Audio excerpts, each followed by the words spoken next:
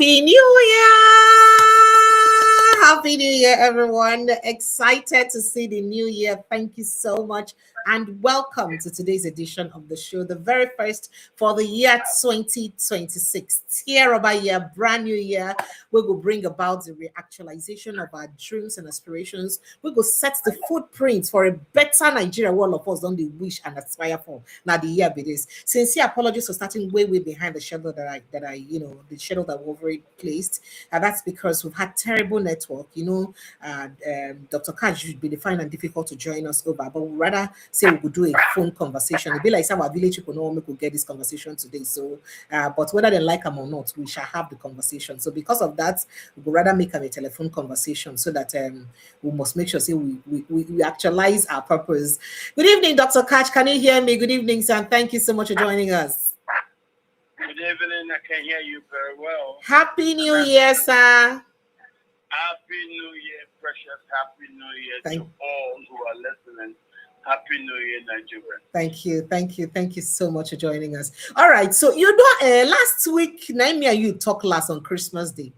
As we just drop our talk, now so Donald Trump Tomahawk missiles just they land for Sokoto at different levels. So and me and you never get time since that time to talk about them. I say I go pick your mind once you come so that we'll go talk about them. Waiting be your thought about that and everything we don't happen before that. We'll talk about that before we go to the more latest developments we get to do with Netanyahu.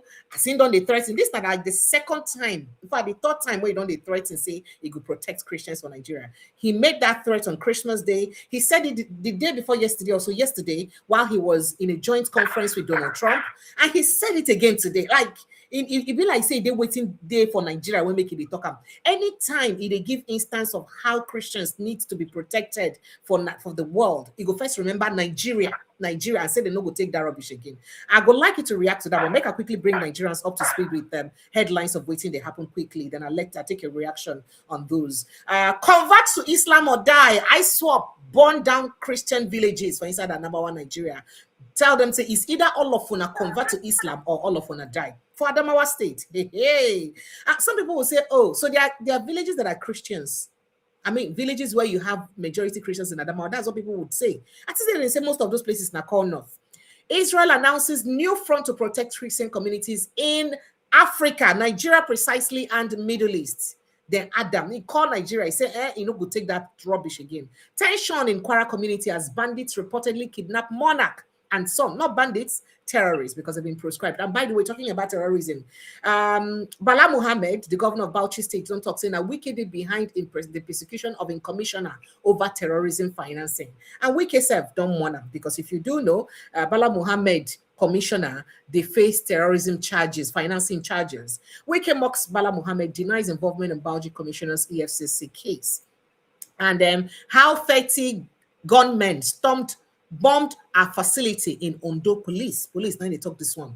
30 gunmen stormed their facility, bomber for inside Ondo State. Very, very disheartening.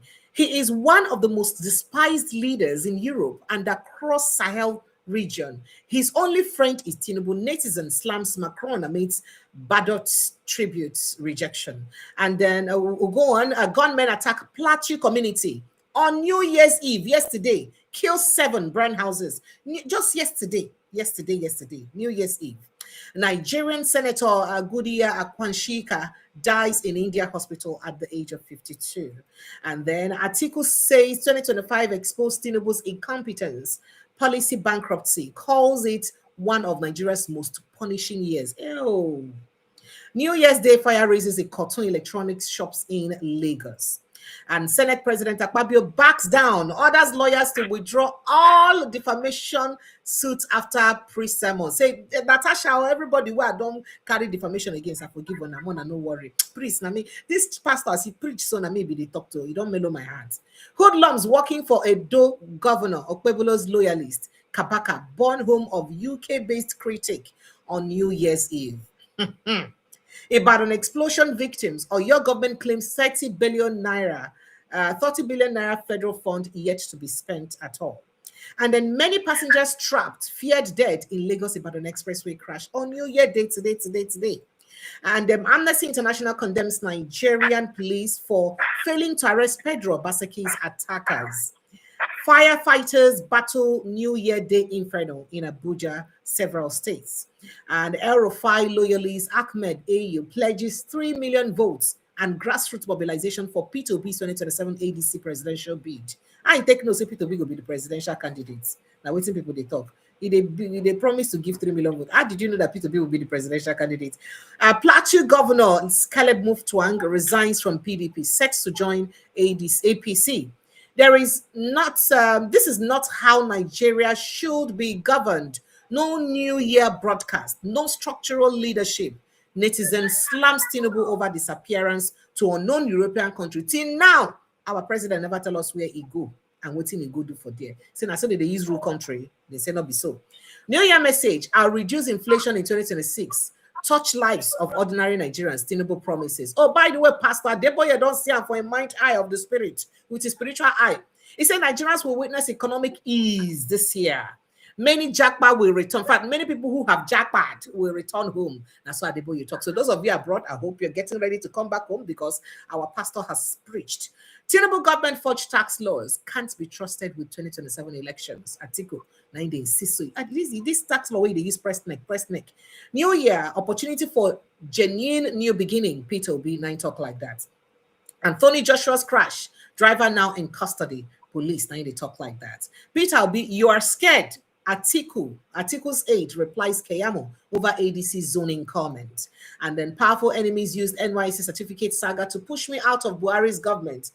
Your former finance minister, Deonshu, says so. These and other matters them now we're going to look at this evening. It's always a pleasure to have all of you join us on the show this evening. Thank you so much, Dr. Katch, once more for joining us for this tiara by year. Thank you so much. So before we look at all this matter, then what I don't set out, or you make a let you react to Trump bomb blast because you have not, you and I have not spoken since that blast exactly a week ago.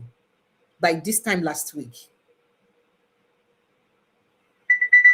Yes, we have not spoken. Yes, sir. If you can help me speak up a bit more, sir, since it's a phone conversation. I can.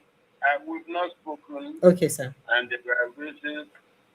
Don't forget, we spoke to set the stage on what happened. I told you that the Sokoto Caliphate is a terrorist organization. You've been saying it, though.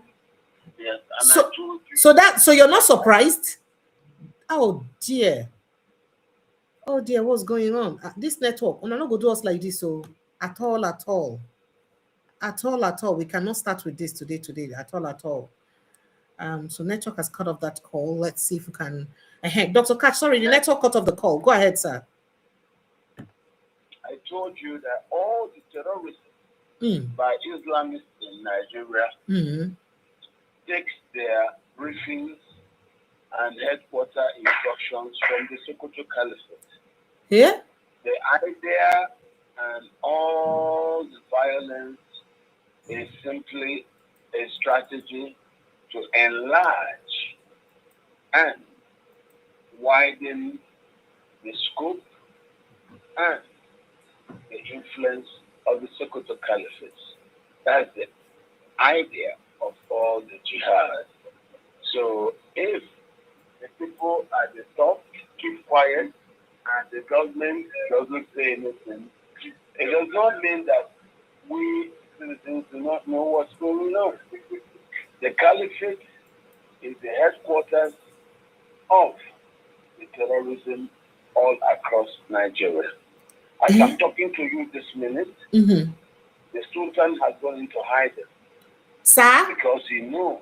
Sultan of Sokoto, the supreme head of Islam in Nigeria. As I'm speaking to you, that supreme story is an idea arranged by the soldiers, by the military. The Fulani came recently to Nigeria. Islam came to Nigeria from Mali. And before the Fulani came here, Islam was there for over 700 years. So how can they just come and use their conquering arrangement to now put themselves on top of all Nigeria? So that's why I tell you, the problems we have in Nigeria is not with all Muslims of Nigeria. No, it is with the Fulani. If you understand that. You know, the other time I was talking on a different program, and somebody said, well, why emphasize Fulani? I told them the Hausas are Muslims, but they don't kill other Nigerians. Yorubas are Muslims, they don't kill other Nigerians. We have Muslims from other tribes. It is the Fulani that the Nigerians have problem with, because 3 foreign people came to Nigeria. The first band of foreigners that came were the Portuguese. The second band of foreigners that came were the British. The third band that came were the Fulani. We got independence, the British left, the Fulani stayed behind. And it's because of the Fulani staying behind that Nigeria has not been allowed to develop by the Fulani. The problem that the country has had is by the Fulani. But because most Nigerians are afraid to speak the truth, we are where we are. So I have that ability to share the truth with Nigerians. Our problem are the Fulani, not the other Muslims. And the problem why we have problem, Nigerians have problem with the Fulani, is because the Fulanis don't have number to sustain their positions of entitlement in a democratic Nigeria, because democracy is based on numbers. They don't have the numbers. Hence, they're not trying to use violence to capture and appropriate the country. Nigeria's problem is with the Fulani. Understand that. Don't take it in the far. So, sir, somebody go say that statement where you make now, say Sultan they in hiding. How possibly could they say Sultan go they hide? How possibly they? Well, I mean, when somebody like Shegumi is everywhere, always coming out to talk, and na police they even protect them when they come out and talk, why Sultan go hide? Because some people go say a very serious thing. Gumi talks because Gumi was engaged by the Tinubu administration before all this katakata bust. So Gumi not think that Tinubu can't touch him. He is this, he is that. And that's why you see him making all this money. But I'm telling you who the Sultan is. The Sultan is the head of the Fulani terrorist gangsters. And that's why I told you what I told you. And you can see that when the American action started, they didn't go to Sambisa. They didn't go to the Oyo Forest Reserve. They didn't bomb anybody in Kano. They started in Sokoto. As I'm speaking to you this minute, the Sultan is in hiding. He knows. Yes. Take my information to the bank. The Americans know. And the action you saw in Sokoto was based on intelligence provided by the Israelis. Oh, so Oga Netanyahu is involved in what's going on in Nigeria already, not be saying just the make empty threat all this while. Exactly. That's why you saw he made that speech in the afternoon. Yes, and in the evening, Trump struck. The bombing there and Trump stopped. Why is that so? Netanyahu believes that the Fulani come to Washington and New York to castigate the Israelis for their actions in Gaza and occupied territories, but that the Fulani do worse in Nigeria. And that's why, yes, that was why the Israeli lobby, together with President Trump, felt it made sense to actually come and look at what the Fulani are doing in Nigeria. And as they have come, initially, the Fulani were denied getting the Nigerian government to try to deny it. But after the congressional delegation visit to Benue State, the denials stopped. because they saw more than 600,000 Nigerians encamped in a concentration camp. This is the work of the Fulani. So it's not like you now want to blame Nigerian Muslims in general. No, it is the Fulani doing this. And that's why I'm specific on the Fulani. Then they won't do nothing. And that's why you saw when the U.S. action started, it started to go through. So, yes, Nigerians may try to generalize in their words. I like to be specific because I'm speaking to the public. And when I'm specific in who it is. You don't just say the trouble is caused by an animal in the bush. No. Call the particular animal. Call the particular species so that people will know. Will know. So if na chimpanzee, say na chimpanzee. If na hyena, say na hyena custom. Exactly. That's why I do not call Hausa. That's why I do not call the Kanuri. That's why I do not mention the Marigi. I do not mention the Karikari. I do not mention the Birum in the north. Oh, all right, sir. I don't call the Bibi in the north. I call the Fulani. All right, sir. Nigeria's problem is the Fulani, no one else. But how possible is it? Because I'm still trying to, have a grasp of what you just said about the Sultan being in hiding or being on the run. It's still a bit difficult to understand. As I'm talking to you, yes, sir. This particular minute, take it just like every information I give you.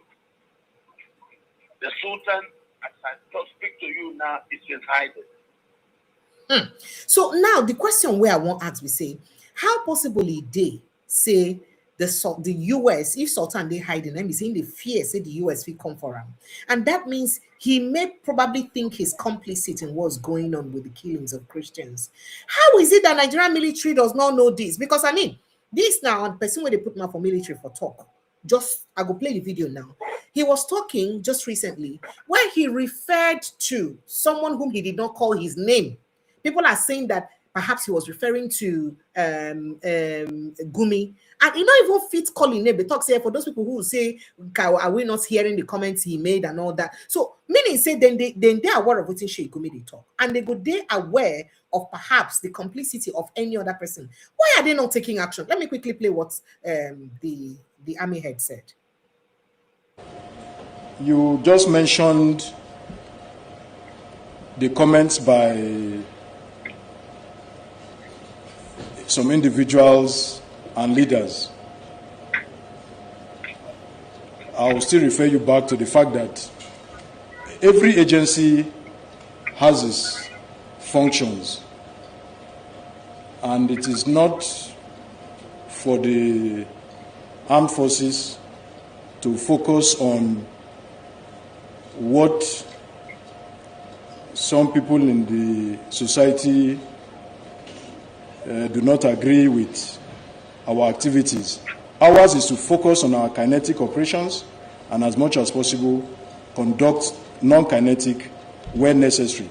I believe there are relevant agencies who are tasked to consider that his statement if it is against or for the country. And I believe that they are doing so. On our part, we can raise observations to that, and I believe if it is necessary, we will add our voice to raising those observations to the appropriate quarters.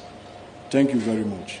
So you see, that was reacting to a question we get to do with Sheikh Gumi. I think he didn't mention his name, and he didn't sound like they're even ready to do anything. But if me and you talk one thing about, like say we support terrorism in any way now, no matter where we did, they will come pick us. So how is it that this they happen and the Nigerian military no demand fit like what thing they go really need to work on immediately? How possible is that, sir? Well, you're not saying it yourself. If Nigerian military did not pick Gumi, if Nigerian government has not yet found the political will to even arrest the people whose names were listed as terrorism financiers, then you can understand that there is absence of political will to actually confront the devil openly.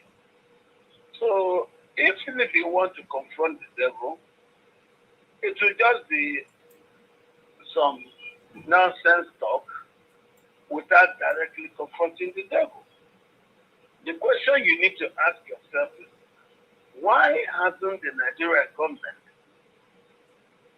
mustered the political will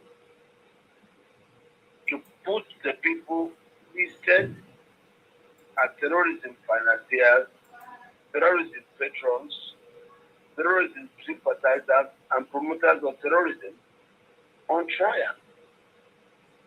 You saw the list was gotten from Saudi Arabia, from Qatar, and from the United Arab Emirates.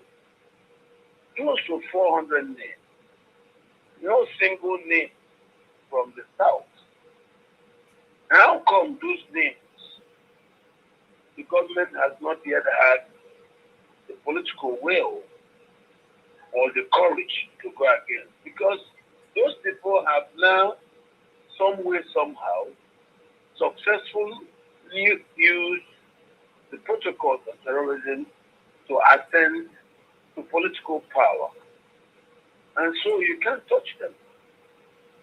Nigerian government is doing what it is doing simply because the American government has forcefully inserted itself into the process. So without that, all these deaths where they happen for no make them do anything, they for just leave the thing like that. Of course you know that.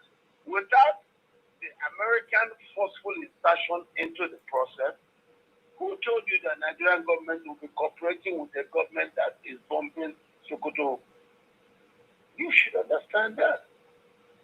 A lot of Nigerian politicians, they will never have that political will to even go against terrorists who came from Mali and Burkina Faso and were specifically meant to target 4 states in Nigeria.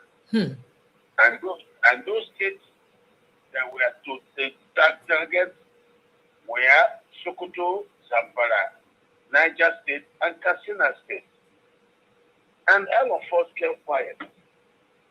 Those states were states that were seen as easy states that they could take, seize the land from the indigenous people, and then resettle Fulani that they will come from the sub-region or anywhere.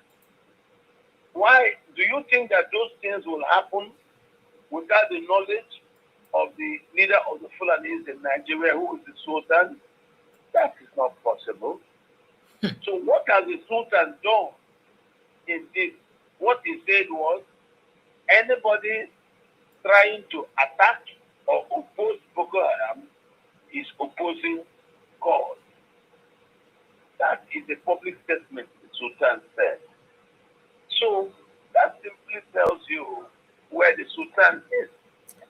And all of us, including the government, are very afraid to address this issue.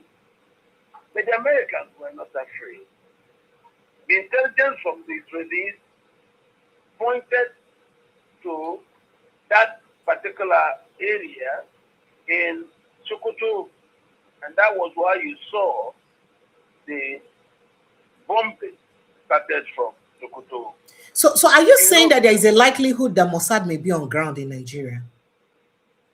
Well, you don't need to say that's a likelihood. The Israelis have been on the ground in Nigeria for a very long time.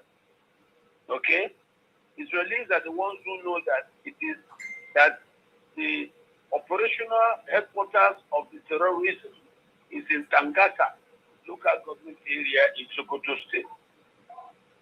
Israelis are the ones who show the Americans that to be able to attack, that they should attack that particular community, Tangami village in Tangata, in Sokoto.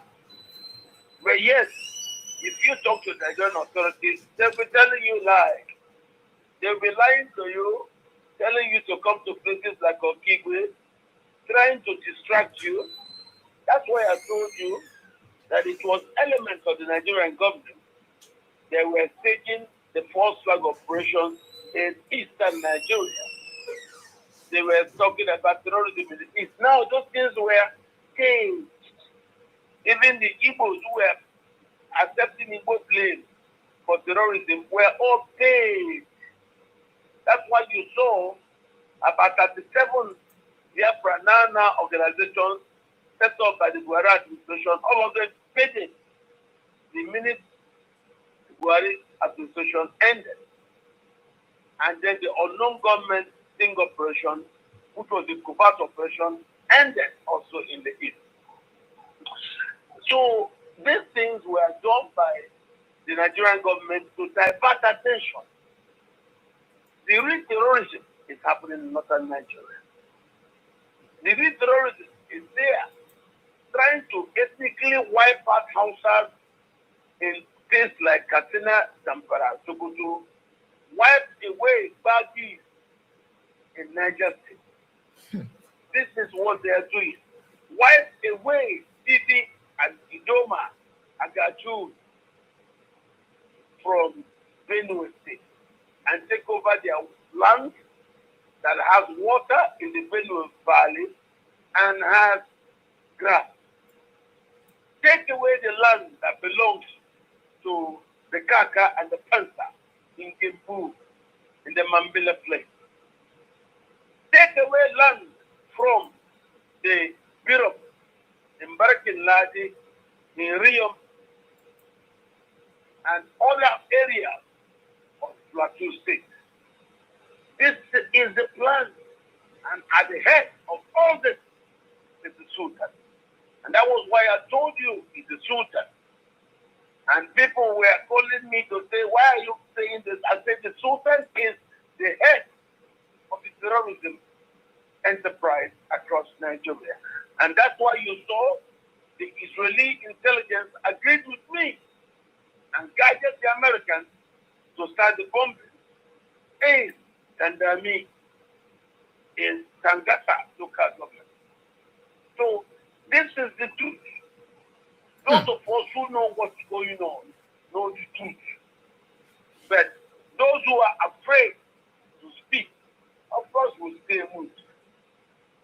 I am doing what I'm doing for the sake of my country. I want Nigeria to be free. Politically, I have decided I'm not going to support any political party.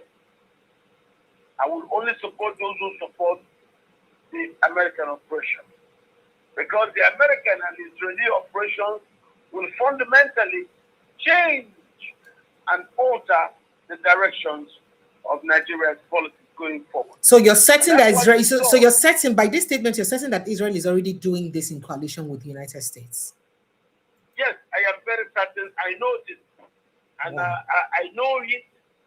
Even as I was speaking to you that evening, I had listened to the Netanyahu speech earlier, and I knew where the Israelis were going to, and I knew that because the Fulanis were going to Washington and New York to blame Israel in regards to its action in the occupied territories, Israel and the Israeli lobby in the United States Congress now intended to show that the Fulani were doing things worse in Nigeria.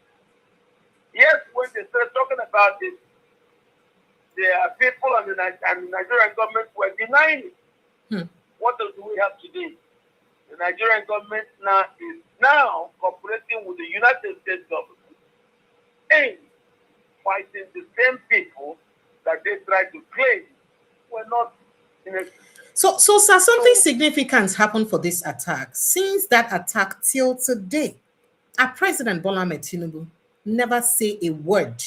He's gone as far as sympathizing or commiserating with Anthony Joshua for waiting happened to Ram, but he has not mentioned anything about a foreign strike for the soil of his own country. He never talk anything about him. And a usual, say the 2 days in a year or 3 days in a year, where would they hear from our president directly? Now on Democracy Day, Independence Day, and 1st of January. I mean, it's like a tradition in Nigeria that these 3 days would they suppose get national broadcast where we could get the president address Nigerians, tell them what's in their plan B and all that. But today, we not get that experience. And people don't they use and they talk. So which kind of president be this when they give us all of these things? So what do you think say they happen when make the president no fit talk, especially to mention at least a word about a foreign country entering into your own country to conduct a strike and, you know, going back? What to make it is a president? Nobody ever talk about him, sir. You are talking about a reaction. The actions of the United States government is a reaction to the behavior of the Fulani in Nigeria. Tinubu thought politically he needed the Fulani going forward.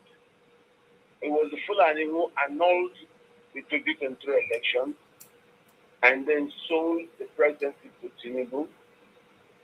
So he thought he needs them going forward, being the established devils in the country. So when the United States got interested in what the Fulani were doing in Nigeria,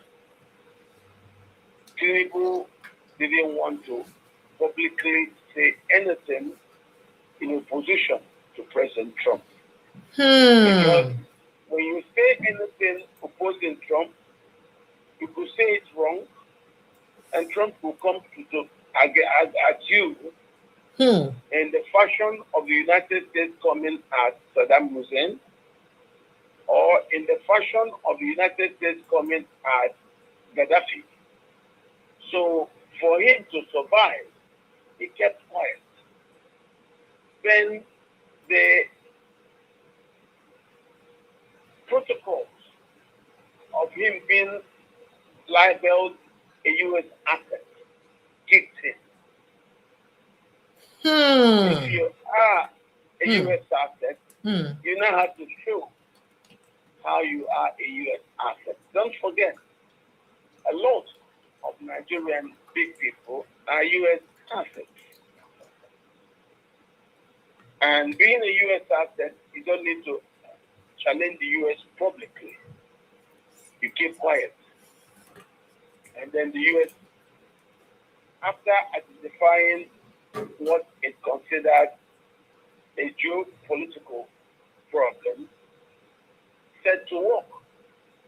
But in that setting to work to attack that particular issue that they talked about, then they needed the Israeli intelligence. And that's what has always been across the world. So, sir, are you saying that it's not only President Tinubu that is an asset? No. We have a lot of Nigerian big boys who are U.S. assets. Okay, so now when you don't talk, so we get a lot of people. Maybe we'll go straight to some things where they happen. I mean, recently we don't see say Malami in person when they say that one of his wives or in wife, in son, they face terrorism charges right now. And then we don't get this renewed case of Bauchi State Commissioner of Finance, where they don't accuse of financing terrorism. And when it don't they affect Bala Muhammad. Bala Muhammad don't they film, they talk, say, even if you will accuse me, I sitting governor, he'd accuse me of sponsoring terrorism. Some people say they're politically motivated because he no greed join APC to support Tinubu. While others, they talk another thing. So is it that one, perhaps this government know the list of these people where be say they aid and support terrorism, but they don't want to do anything about them as long as they work with them. Then two, is it truly maybe a political move? Because in don't talk say, oh, we can hand they inside to make sure say in deal with them, because we can say everybody will work against them, we will put fire for their camp. What do you think is going on, sir? It's very easy. You know, they say there is no anus you stick a finger in that you will not find shit in it. Don't let your own anus be the anus you stick your finger in. Bala Muhammad was amongst the Nigerian politicians who, during when he was looking for second term, he became publicly more vocal than the Fulani. Bala, by the way, is the first indigenous governor of Bauchi State. He's from an ethnicity known as Jarawa. The Jarawa own the areas between Jos and Bauchi. That route, the long route, you will see a lot of Jarawa people. So you see them in Plateau, you see them on that road, and the Bauchi Jos road into Bauchi. Bala is Jarawa.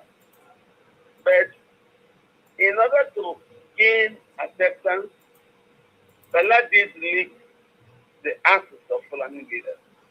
You remember, yes, you remember the video where he came to speak openly that Fulanis are transnational, they can be accepted, they should be accepted. You know, that's one. Two, he is a known patron of the Miet Allah Hautohore. Bala is known to host and to look after the interests of the Miet Allah Hautohore, which is headed by Abdullahi Bello Bodejo. Abdullahi Bello Bodejo came from Niger Republic. He nationalized in Nigeria as an indigenous of Bauchi State. But it was in Nasarawa State that he set up and built up a Fulani militia, which he uses to attack the Benue Valley. He did that for 8 years of the Buhari administration. So why do you think that Bala Muhammad, who's not a Fulani, would support such an action? He has to do it as a way to survive, because being the first indigenous Nigerian governor of Bauchi State, a lot of Fulani leaders were not happy with him in Bauchi. So he now came to Abuja to try to be more Fulani than the Fulani leaders who were not happy with him. Because he was a total leader, governor. He wouldn't broach any challenge to his governorship. And this is the reason why. So he was overdoing things. He was so much overdoing things that you saw that video of him that was circulating. No other, you wouldn't see any Fulani leader that did that kind of video, where he sat down and said, Fulani from everywhere can come to Nigeria. We accept them. These are things even you will not see Fulani leaders do. But he did it. And that video is this, as a testimony of what he did to get acceptance among Fulani leaders. So that is one. I am now telling you of the other ones that I know with association with the Miet Allah Kato Hall. So if he had used one or two commissioners to pass money to the Miet Allah Kato Hall, led by Bello Abdullahi Bodejo, well, the government has data. The government has all these records. And it just depends on the annals they decide to put their fingers in. Now they're putting their fingers in his eye. So, if he used one commissioner to pass cash to the Miet Allah Kato Hore, and now they're asking him questions and telling him that that amounts to funding terrorism. Because the Miet Allah Kato Hore terrorized the Benue people. That simply tells you the government has his data and they're trying to use it on him. I don't see, that's not a far-flung issue. For me, that's a very simple issue. We just need to understand Nigeria has a Fulani problem. So now that we have started trying to wake up to it, how far it will get, I don't know. But I can tell you, it is going to shape my thoughts and my support for whoever political party there will be. And that's why I told you that yes, people are talking about who they want to follow. I will not tell you who I want to follow or who I will support. support. But you once had a candidate. Are you people. withdrawing your support for your former candidates? I don't have a candidate. What we have today in Nigeria, as I told you before, are aspirants. Aspirants. If a candidate emerges, and I like that candidate, of course I will support such a candidate that I like. But at this minute, what we have are aspirants. A candidate Including Peter Obi? Eh? Including Peter Obi, whom you once supported? Oh, Peter was an aspirant. I supported Peter as a candidate because we were able to build the movement around him. Mm-hmm. But that movement still exists, and he has become up. I mean, he has thrown his support now to the ADC, and a lot of people in that movement are now joining the membership of the ADC because of him. So you're not sure. You're just talking nonsense. You don't know what you're saying. The movement is watching. Mm. The movement will not support ADC if Peter doesn't become his candidate. Don't say what you don't know, please. Mm. Okay? Okay, I sir. speak from my heart. I speak from my emotion. I speak from the veins of the movement. Don't talk what you don't know, please. Okay, sir. The movement would not support Peter if Peter is not a candidate for president at the elections. If they second him to becoming a vice, the movement will never support that political platform. Take that from me. Take that from me. Okay, because we have a problem. We have gotten rid and of the Fulani. You cannot expect us in the middle of the war with the Fulani to now support a Fulani candidate for election. It will never happen. All right, sir. So let's get straight to some of the matters. Please, don't even say such things so that you don't upset my spirit. Okay, my apologies if I did offend you. Let's move straight on to some of the issues today. So the Islamic State of West African Province, ISWAP, has continued to wreak havoc on Christian communities in northeast Nigeria, and these are part of the parts of the country where they say they are core Islamic and core northern states, right? But how come we have Christian communities in those core northern states? That's the question many would want to ask. Now, this comes as ISWAP burned down a Christian village, an entire village of Christians in Adamawa State. Now, a security expert, Brent Philip, disclosed this today, Thursday, in a viral video released by the Tërrørīsts. I'm sorry, I will not be able to put that out here. ISWAP released an image of one of the Christian villages in Adamawa State, burning alongside the statement saying that all Christians in Nigeria are legitimate targets. That's what ISWAP was saying, that all Christians are legitimate targets and have an opportunity to spare their blood by converting to Islam or by paying the what do they call it, jizya, or by paying the jizya tax, the jizya tax to ISWAP. There is a tax surcharge. Mm-hmm. That's under Islam. Then let me also tell you, okay, you are only saying exactly now what led us to do the things we have done. Nigerians are only now becoming aware of that, which people like me knew, that drove me to the struggle and setting up the movement, which we got Peter to head. So, if in the middle of that struggle, some people are able now to cajole, defeat, and then capture my leader, you're not expecting me to be happy. And that's why I'm telling you, the war continues. The movement continues. Nigeria, in the middle belt is majority Christian. The middle belt of Nigeria is majority Christian. But because of the civil war, Buhari's coup said we shouldn't share power with Christians. We defeated the Christians during the civil war. So that's why you saw when Babangida did his coup, he dragged Nigeria into OIC. Abacha created a Muslim boutique state called Nasarawa State. But when people that came to inhabit the state, we found that the state is actually majority Christian, as I'm talking to you today.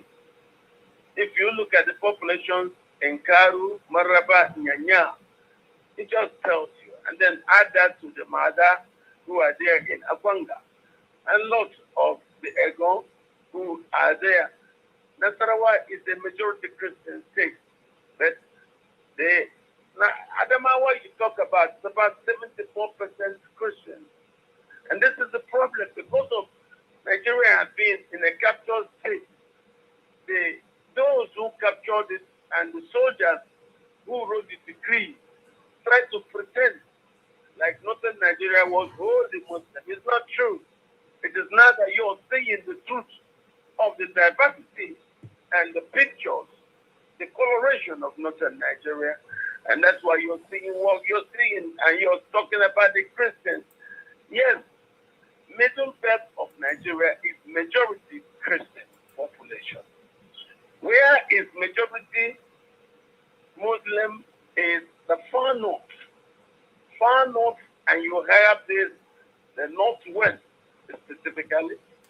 And that is it, which I could tell you the majority Muslim thing starts from places like Huntua, from Muntua through Kankara, from there through Kwatarakwashi to Kusau, from Kusau going through Sekoto, all that to places as far as Maradi, and then Tahua, Agadez, and all that.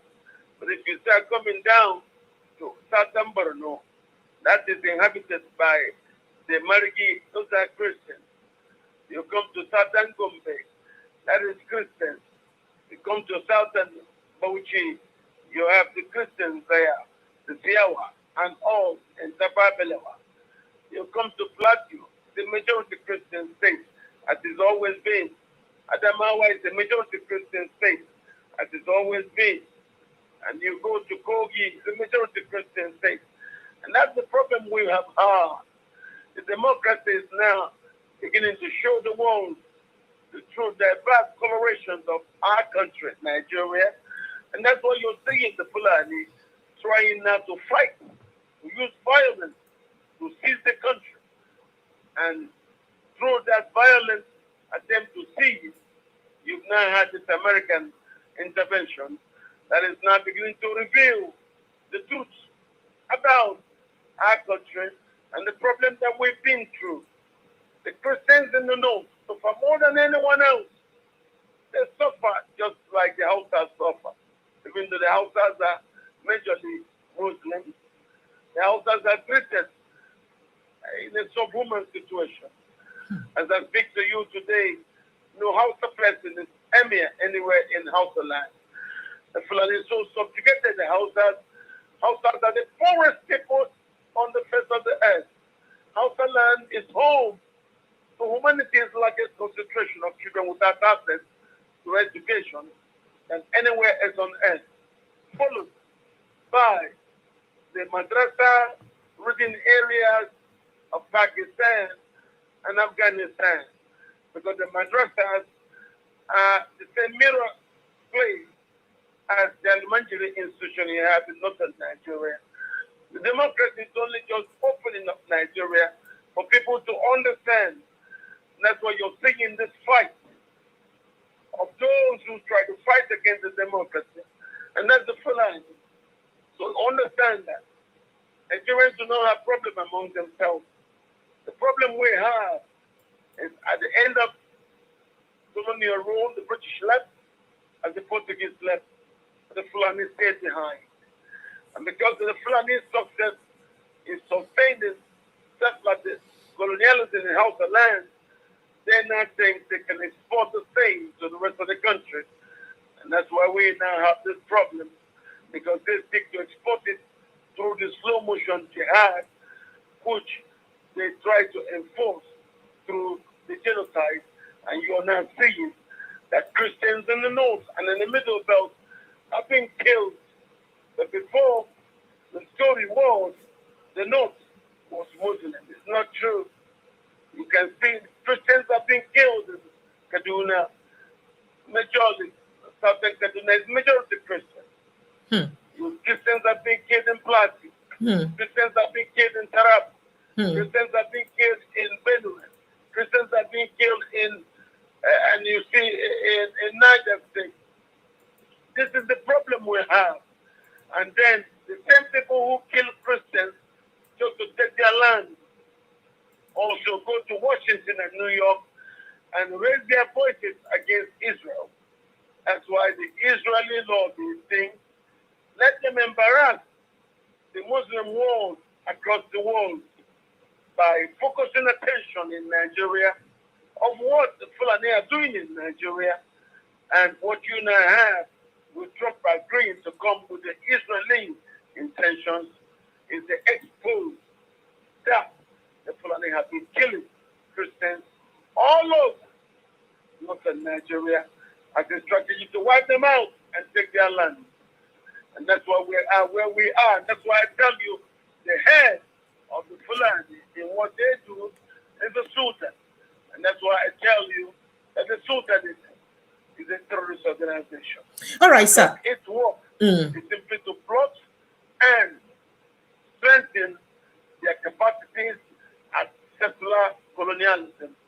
And I tell you, if settler colonialism failed in Namibia, in Mozambique, in Zimbabwe, in South Africa, settler colonialism will fail in Nigeria. And that's what we're fighting about. So the Fulani's intention to use a slow motion jihad to establish settler colonialism all across the Middle Belt is the reason for this war. And we are very grateful for the American intervention and the Israeli action in joining the Americans to actually expose to the international community how much Nigerians have suffered through the years in the hands of the Fulani. All right, sir. This particular crisis started in 1978 and was given expression by the coup staged by Buhari that removed Shagari, saying that the Muslims should not share Nigeria with the Christians. Since that time, it has been this kind of problem until now that the world is coming to Nigeria for an international expo of how very painful Nigeria has lived. You will not see anything like how much Christians have suffered in northern Nigeria. It's unspeakable. And that's the reason why we're doing this fight. And that's why I tell you, whoever supports Trump and Israeli action is who I'm going to support. All right, sir. Okay, sir. So now for the first strike, we don't happen. A lot of people go on know the success of the strike. Trump says so many, he mentioned in his tweets, say the terrorists them, say they don't destroy some of them, they don't die. He kills some of them. A lot of Nigerians from the northern extraction, they talk, say, oh, na misfire, na fire, nobody even died, they just wasted missiles. And we keep imagining how possible is it that the United States will waste about a dozen of Tomahawk missiles just like that without getting a target.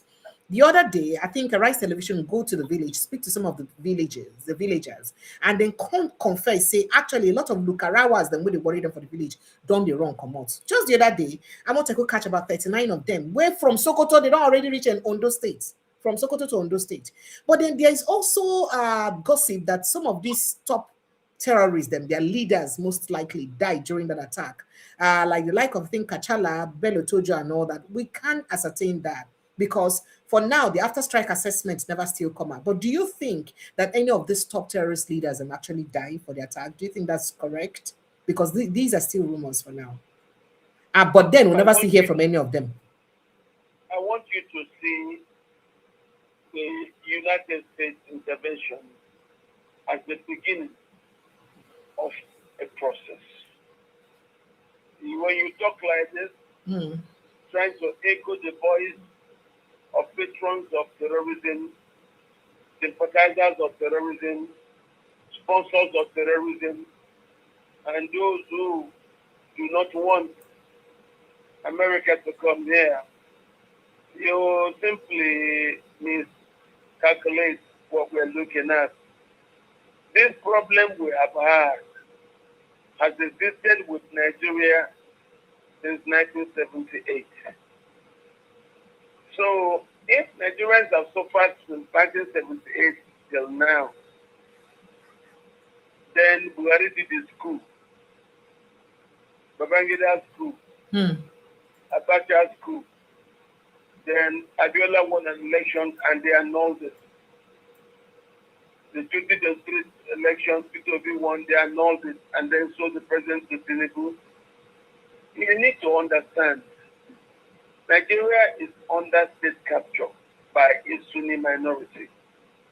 If the United States comes and starts action, the action is not an event, it's a process. So the first set of bombs have landed.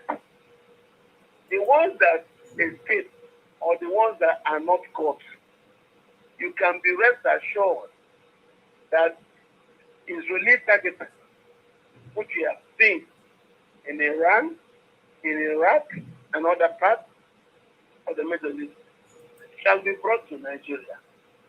It's a long war. Anywhere they go, we will follow them. As the Sultan is hiding now, we will find where he is. It's a matter of time. Everybody who was at the head of the plan and execution of this problem, the bomb will follow them. The strikes will follow them. When I tell you, the strikes in Sokoto were guided by Israeli intelligence. Take that to the bank. Israeli intelligence does not rest.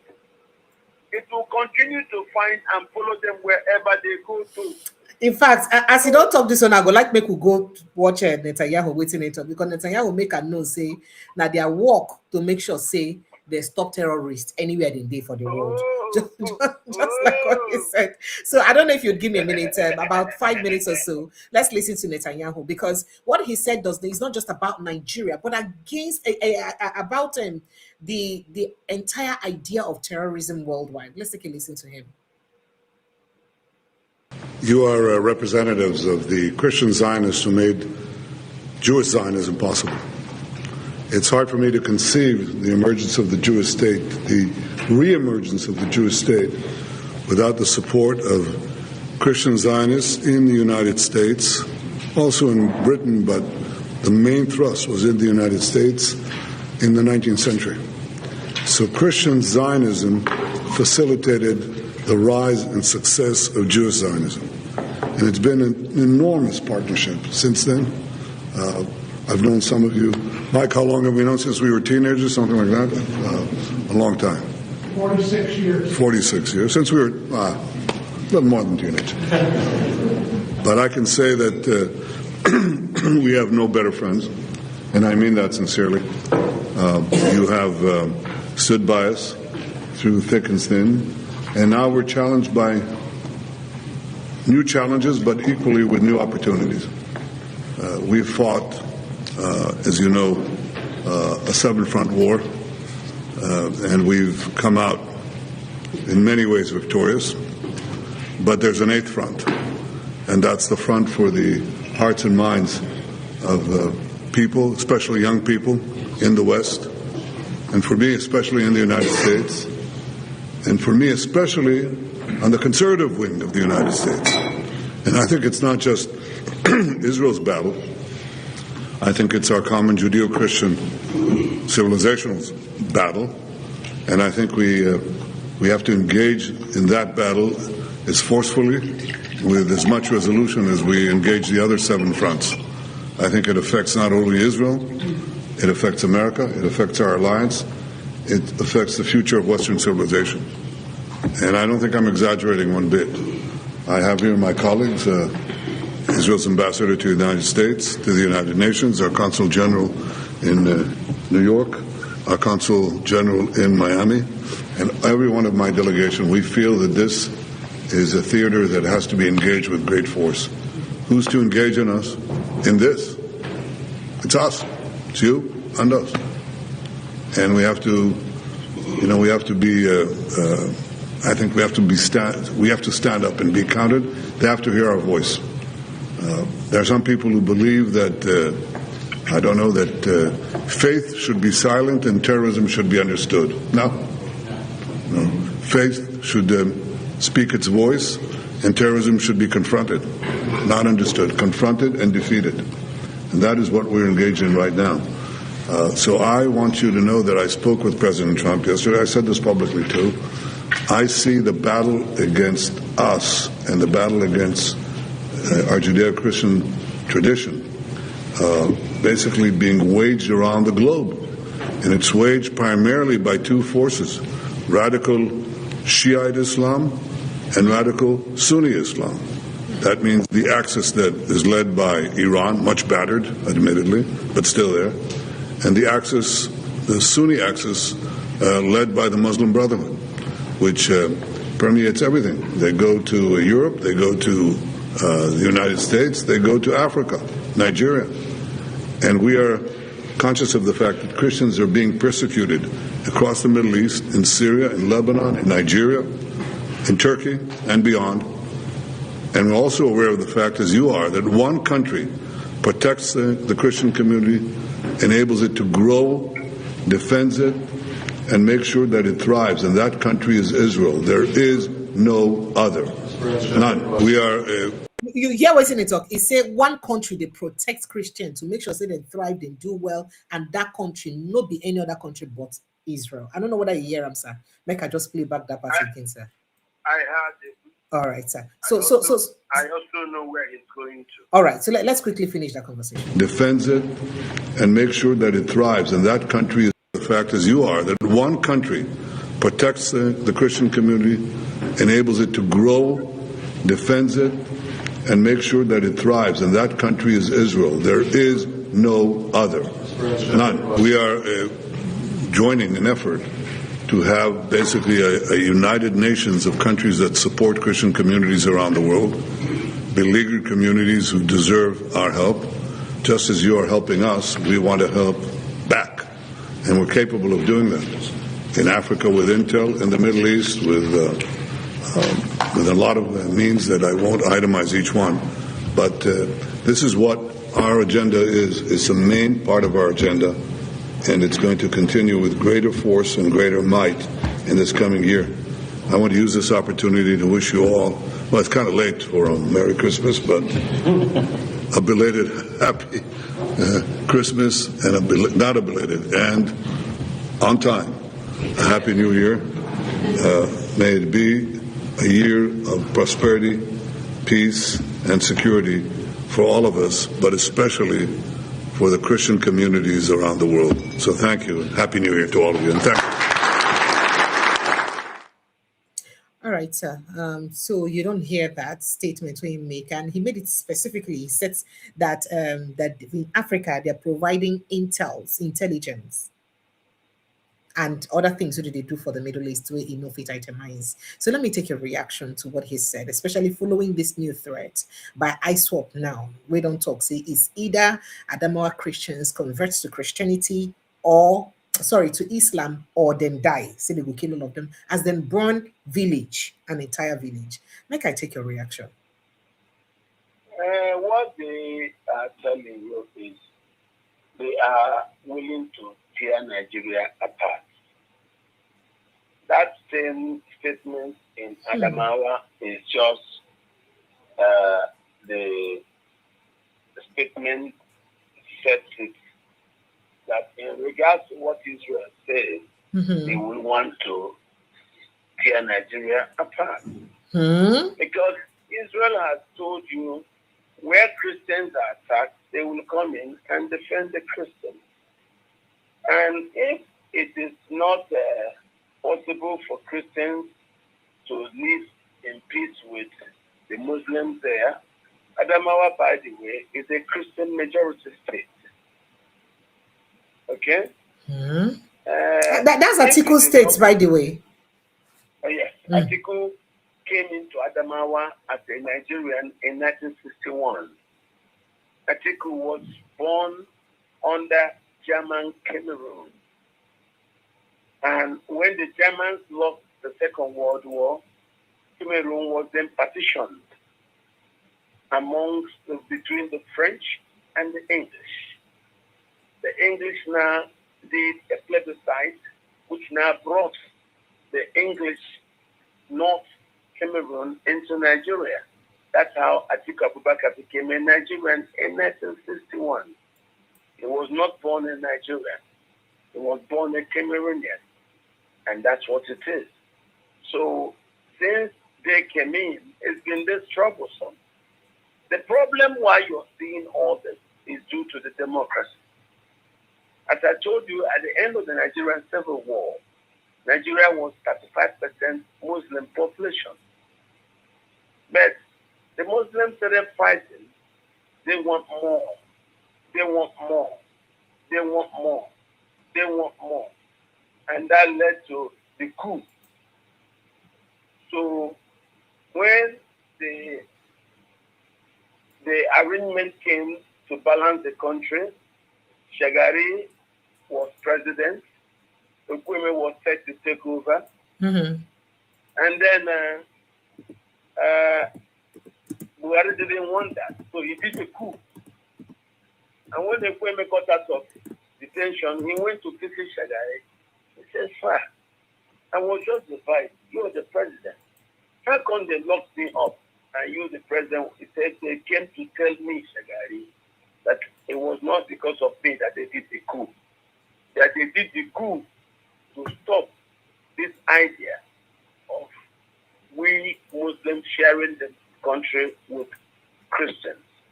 You being a Christian that was built and meant to succeed me, they refused. And that was why Buhari did the coup." So you now saw from that coup, you now saw a cascade of Muslim-led coups, Babangida, Abacha, and then some kind of crazy decree written by those Muslim soldiers, the way they share the country. And that's what we are all suffering today. But in implementing the way the decree share the country has been very unworkable. And that's why we're saying reset the country through a constitutional restructuring. The Muslims refuse. And that's what we're arguing. When we did a democratic election, a Southern Muslim Abiola won. The Muslims in the north refused, and all the election, they won't agree. 2023, we were doing election. A Southern Christian Peter Obi was leading everywhere. The Muslims allowed it and said they won't allow. We said what they said as a glitch. But the company that hosted the election results in their server, Amazon West Ham, said there was no glitch. Oh dear, sincere apologies. I think the line has cut off. I'll have to reconnect with Dr. Katch. But before then, let's quickly take a listen to the series of things that the Bauchi State Governor, Bala Mohammed, said recently, considering the accusation of terrorism financing on him. Take a listen while I try to connect it. I was just waking up to an occasion where I was told that I'm being accused of terrorism as a governor. Someone who is the head of the opposition. My commissioner has been kept and will not be released by an EFCC. Even when I have immunity as a governor, my name was stupendously mentioned in a motion, in a court of law in Nigeria. Me, Bala Mohammed, who is recognized without my inkling for this kind of recognition. God is wonderful. I don't have to say anything. I don't even have to go to the public court.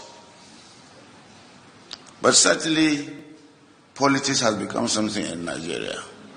But with this kind of people around, Mr. Magui and his colleagues, there is still hope in the country. Whatever anything does to denounce you, to prosecute you, somehow God will bring something to absorb you of blames, of persecution. Because with the little resources we have, the work we have done in Bauchi, somebody will accuse us of arbitrariness. We have a country where 51% of the resources is taken by the federal government. In my state, they have not provided 1 kilometer of road. They have not provided water. Even the security agencies, I'm the one paying them to work for us. And they have the guts to talk.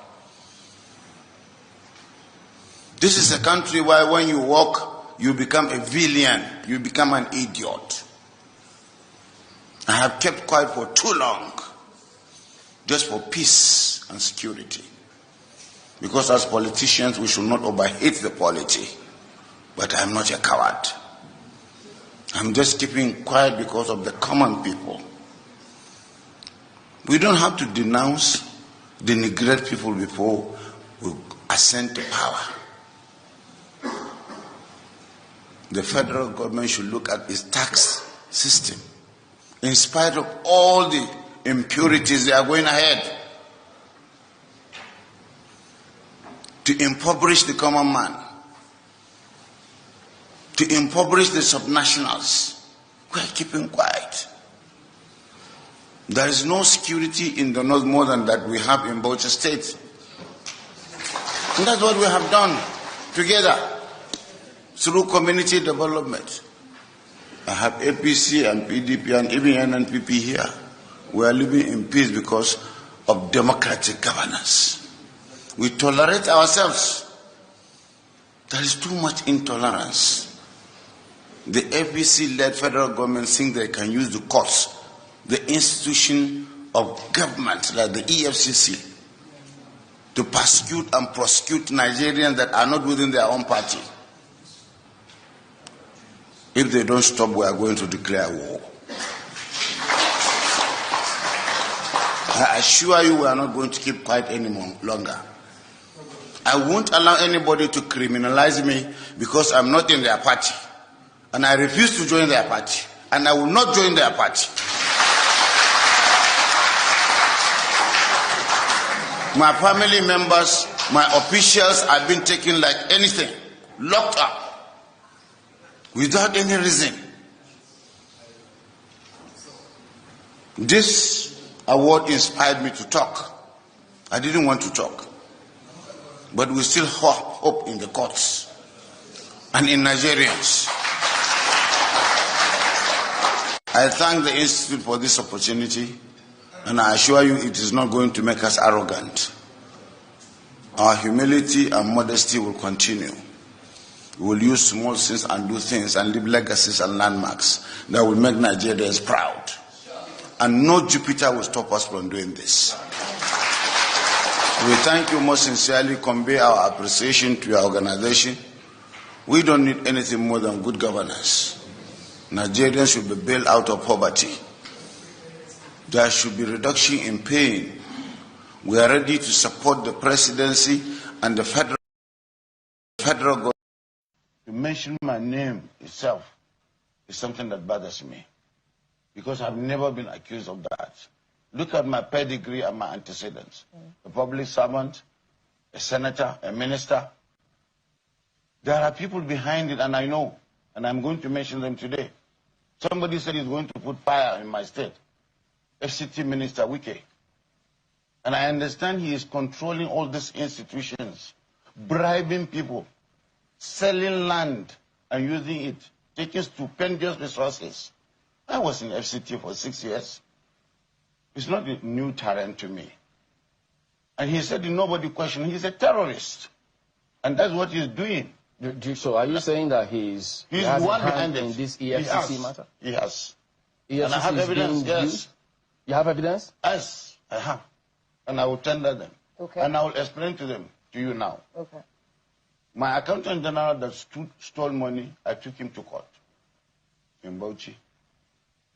And we are accusing him of using his offices to raise ISPO loan and use it without my knowledge.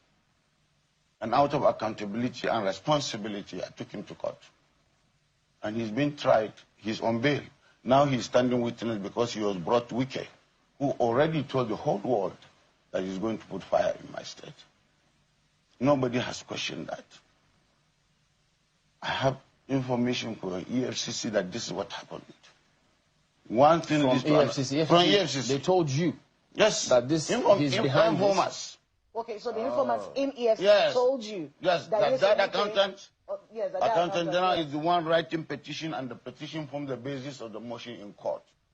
And you see, my name as a governor, for the time being, should be protected because as the Constitution, for you to mention me that I, Bala Mohammed, governor of Bauchi, approve, you don't do that. I don't say that it should not be mentioned if my Commissioner of Finance is involved in terrorism. But for you to set aside all my amenity, it's unfortunate. But just to get at me, give me a bad name. You say that they want to use the courts. Yeah. Does it then mean that if these are trumped-up charges, and like you said, if there are no basis, if there are no facts, There's no facts, right? will the courts give something that doesn't exist? Will they fabricate? Why should they come facts? Chamberlain, take yourself in my position. A rising politician, a leader of the opposition, to be accused of terrorism. It's very painful. One of my nephews was mentioned in the corruption charge, and there was nothing like that. Nothing.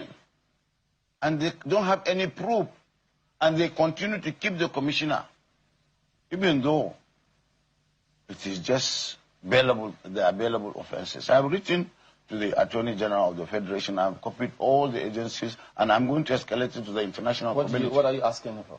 Asking for protection, because this is victimization. What kind of protection? Protection of my fundamental human rights. Oh, I cannot be vilified. To withdraw the case from court or what? No, to know that this is witch hunting a politician just because he's not with them. Well, you already have immunity as governor. But why should... okay, that's why you are coming. If I have immunity, why should they mention me and take me to court? Why? I'm the first person for this to happen. And as a journalist, you should query this. They are reckless. Because, you see, the president is surrounded by hooligans and charlatans. Who want you to join the APC? Not only that, who want to destroy me. Some want me to join, some don't want. Like Wike. Wike is a big drag on the administration, and the president should know. I have nothing against him. Is he one of those that wants you to join the APC or what? Wants to destroy me. Oh. Because you know what happened. He is an undertaker in our party. You have to know the background. Chamberlain, you know everything. He is not there as a genuine member of the PDP. And I fought him. I was even at the secretariat when he went there to take over. You cannot be in two places at the same time. It's against the rule of nature. You see, you cannot be a man and a woman at the same time. He is with them. So, please, let us be honest, even while we are looking at this from this superficial point of view. Because all these issues have consequences. We are the leaders today. But we should not think that we are arrogant and we can do things and there's a lot of impunity and nobody questions it. I was just waking up to an occasion where I was told that I'm being accused of terrorism. I'm sure you've heard the things Bala Mohammed had to say, his response and reactions to the conversation. And Wike don't deny saying no get hand for waiting they happen to Ram. They don't commit to hands. It has nothing to do with Wike. Yeah. They have to know. You see, this is the problem. Mm-hmm. You see how Bala was so strong in promoting the Fulani issue. Mm-hmm. He also has to check his association with Abdullahi Bello Bodejo. Bello Bodejo is a terrorist that built a militia in Nasarawa State and used that militia to attack persistently the Benue Valley. That Abdullahi Bello Bodejo came from Niger, settled in Bauchi State, and is known to always be quartered in the government house in Bauchi State. So whatever help it is that Bala Mohammed gave to Bello Bodejo is the help that he gave to the Miyet Allah Koto Hori. Forget him trying to divert to his seat. This is good. If that's what I said, don't let your ass be the anus that the fingers are poked into. There's no ass you put finger in, you will not see shit. Chai. So make your own no be EG, for example. Exactly. Hell. So they are now using Bala Muhammad, for example. Look at him now blowing grammar. And how about he was promoting Fulani violence, that they have right to come in, they have right to do this, they have right to go everywhere in the world. And what happened? It turned out that all that they were promoting was a slow motion jihad. How about Malami right now? Malami was the headmaster of the jihad. Malami himself appointed the last EFCC chairman. Yes, whom we hear that is his Malami, relative. A lot of the monies that he got back from anywhere, the ones they seized from EFCC, Malami put the money where he wants. If you go through all the things published that him and his family own, you will see that all those, most of that is money diverted from government coffers. So that's why I tell you, let them not remember you, because whoever they remember, they will see shit for that ass. That's what it is. So they are not just taking Malami. That's what Malami is closing. Malami is able personified. Everybody who worked and was a drum major under Buhari should come and answer questions. So I'm not worried. Yes, Malami and co use the money he did to now purchase ADC, and then they set up ADC. Malami had Srika and co, and you now have it. And these are all APC people. So for me, Malami's issue is an internal inclusion of the APC. You know, concern me. All right, sir. So somebody wants to know the advice you have for Sheikh Gumi, considering waiting happened to other people like Al-Zarwi and Abu Bakr al-Baghdadi and other people. Then, if you consider what happened to those people. Al-Baghdadi. Yes, yeah. So if you consider what happened to them, what? Yes, go ahead. Sheikh Gumi is a walking bomb. He will come into his own. Gumi himself, Gumi is like Bala Muhammad. These are people who supported, openly canvassed, openly promoted this terrorism. Now they are wondering how governments can just use 1 or 2, 3 protocols to pin them down. So I don't pity Bala. Neither do I pity Sheikh Gumi. Neither do I pity Sultan.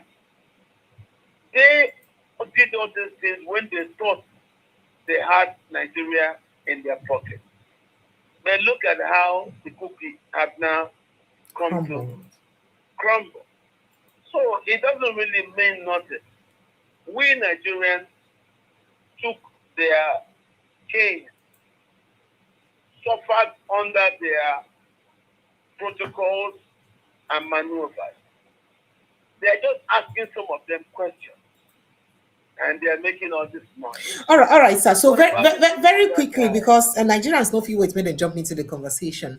I did ask. I think I've asked Zari that question yesterday. I'll see ask today. So somebody called in on this show the day before yesterday, and in the talk say this recent attack for mosque now across Nigeria, say now actually Hausa. More like it'd be like saying a Hausa mosque, Hausa led mosque, a Hausa populated mosque. Now it be said in the attack, and the Fulani is the dude who's attack against Hausa populated mosque. And then he did say something about some kind of brewing wahala now. Make I explain finish, sir. He was saying something about how Hausas are now having an awakening of not wanting to deal with the Fulanis again, especially because since say for during Buhari regime, say over 2 million houses died, that the houses are still doing what they're doing, trying to expand, taking more lands from the Fulanis rather still doing what they're doing, expanding, taking more land from the houses, and the houses are beginning to resist them, saying a part of which they cause this problem. So when you hear that mosque or Muslims were attacked, that they're not Fulanis that are attacked, that are Muslims. And I won't ask you what the implication of that thing could be for 2023, but let me take your total reaction to that. 2027, but make her take your total reaction to that. I have said it before. The Fulani, when they were asking for land, when they asked for grazing reserve, when they asked for cow colony, when they sought land for Ruga, when they sought lands for grazing routes, Nigerians said no. The first people that they started killing were Hausas. That's why I tell you they were killing Hausas in places like Batari, Savannah, Dutsima, Musa, Kankara, Anka, Dangobe, Dansadao, Malele, Guruyu. These are all Hausa places, even Bungudu. They were killing Hausas, and most of the places you see the Fulani is doing this. If you go there, you see Fadama. The Fadama are those low wetlands where the Hausas farm. The Fadamas have water, and Hausas have farmed on those Fadamas for a very long time. If you had the complaint of Minister Matawali, he was blaming the Hausas, the Hausa vigilante, Yansakai. He said it was the Yansakai. Yes, we saw that video, yes. Yes, that it was the Hausa vigilante, Yansakai, who were maltreating the Fulani. These Fulanis are not Nigerians. The Fulanis that came from outside the country, from Burkina Faso, from Mali, from Mauritania, from Central African Republic, they came looking for land. But they were not behaving well. And that was why the Hausa vigilantes, the Yansakai, those Yambangas that were in the Yansakai vigilantes were now getting them to behave themselves. And that's what Matawali, the minister, said, that those Fulanis were reacting to. That it was the Hausa vigilante Yansakai that were doing that, forcing the Fulani to now react. So he was trying to justify the reason why. Yes, that it was as a consequence of the Hausa vigilantes formed a Yansakai that are bringing that crisis. But then, what I will tell you is the Fulanis came to Hausa land from 1804 as families. They didn't come as a nation. So you do not believe that the Fulanis are still attacking houses even today, and that may be the reason for the bombing? Yes, they're attacking the Hausas because they think the Hausas are expendable. And that was why when we talked about the Fulanis genocidal killings of Nigerians. Some Fulani politicians say that, hey, the people they are killing are Muslims. No, those are Hausa Muslims that the Fulani thought were expendable. So after attacking the Hausas in Katsina, Zamfara, Tukutu, they now expanded into attacking TV in Benue. And that's where I now say the support that Bala Mohammed gave to Abdullahi Bello's Bodejo was what helped Abdullahi Bello Bodejo to establish the militia in Nasarawa State, which he was now using to attack the Benue Valley. And I'm waiting the worry him now. And that is what is now worrying him. So he needs to understand, and him, Bala Mohammed is not Fulani. He is Jarawan.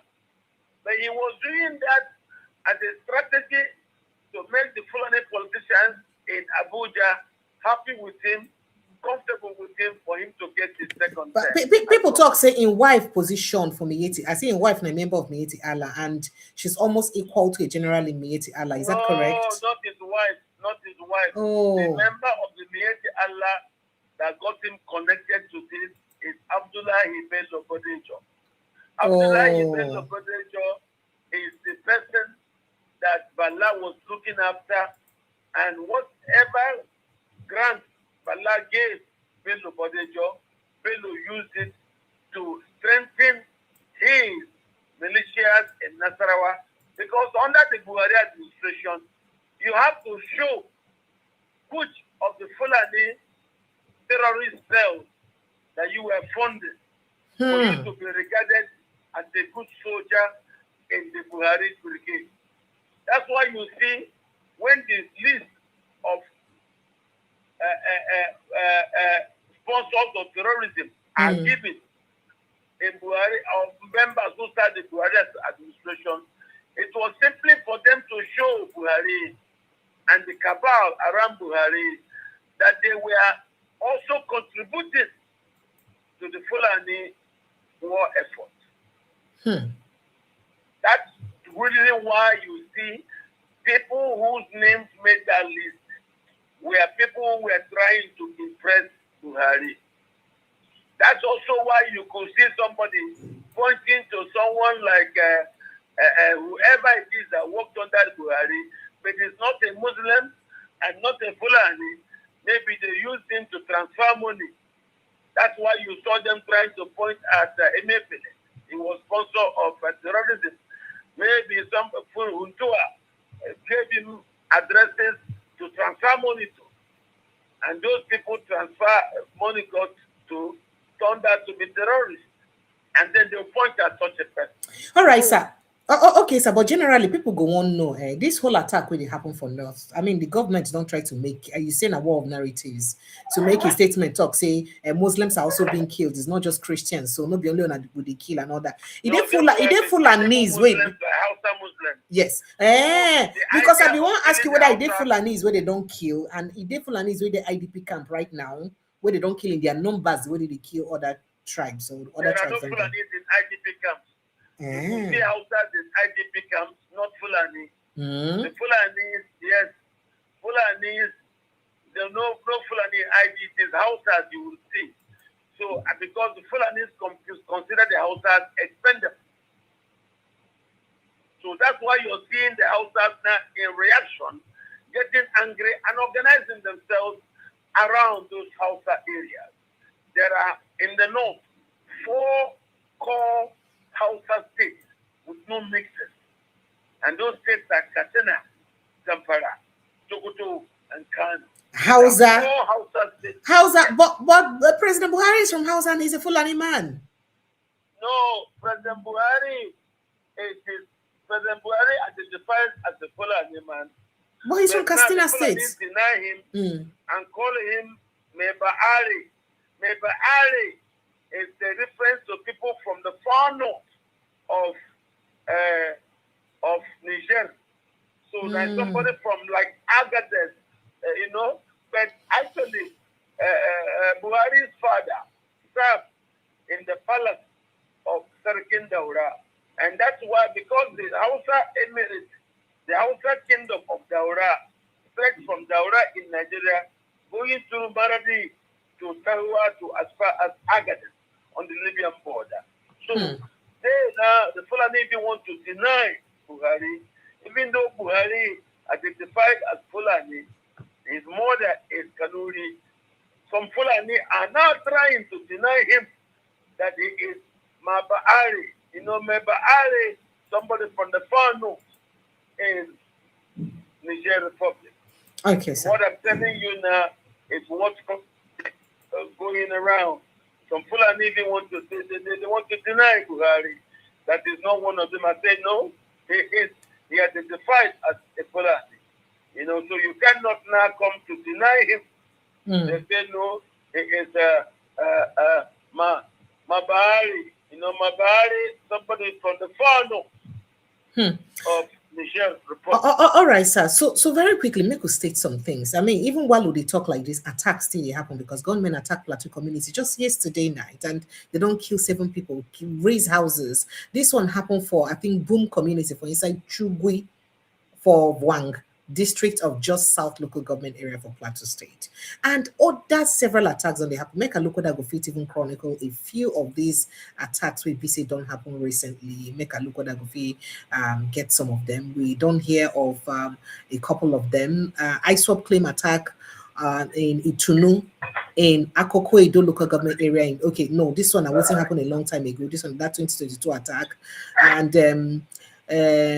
like it's I mean ISWAP, don't claim another attack. What did they talk? And they don't attack Nigerian army camp for Goniri, Yobe State. And this one just like say it need a stop because now back-to-back attacks. So with all these attacks where they happen, and then with the intervention of the United States and Israel, say US just drop on. They never even give us after strike assessment. They never talk when they go do a strike again and all that.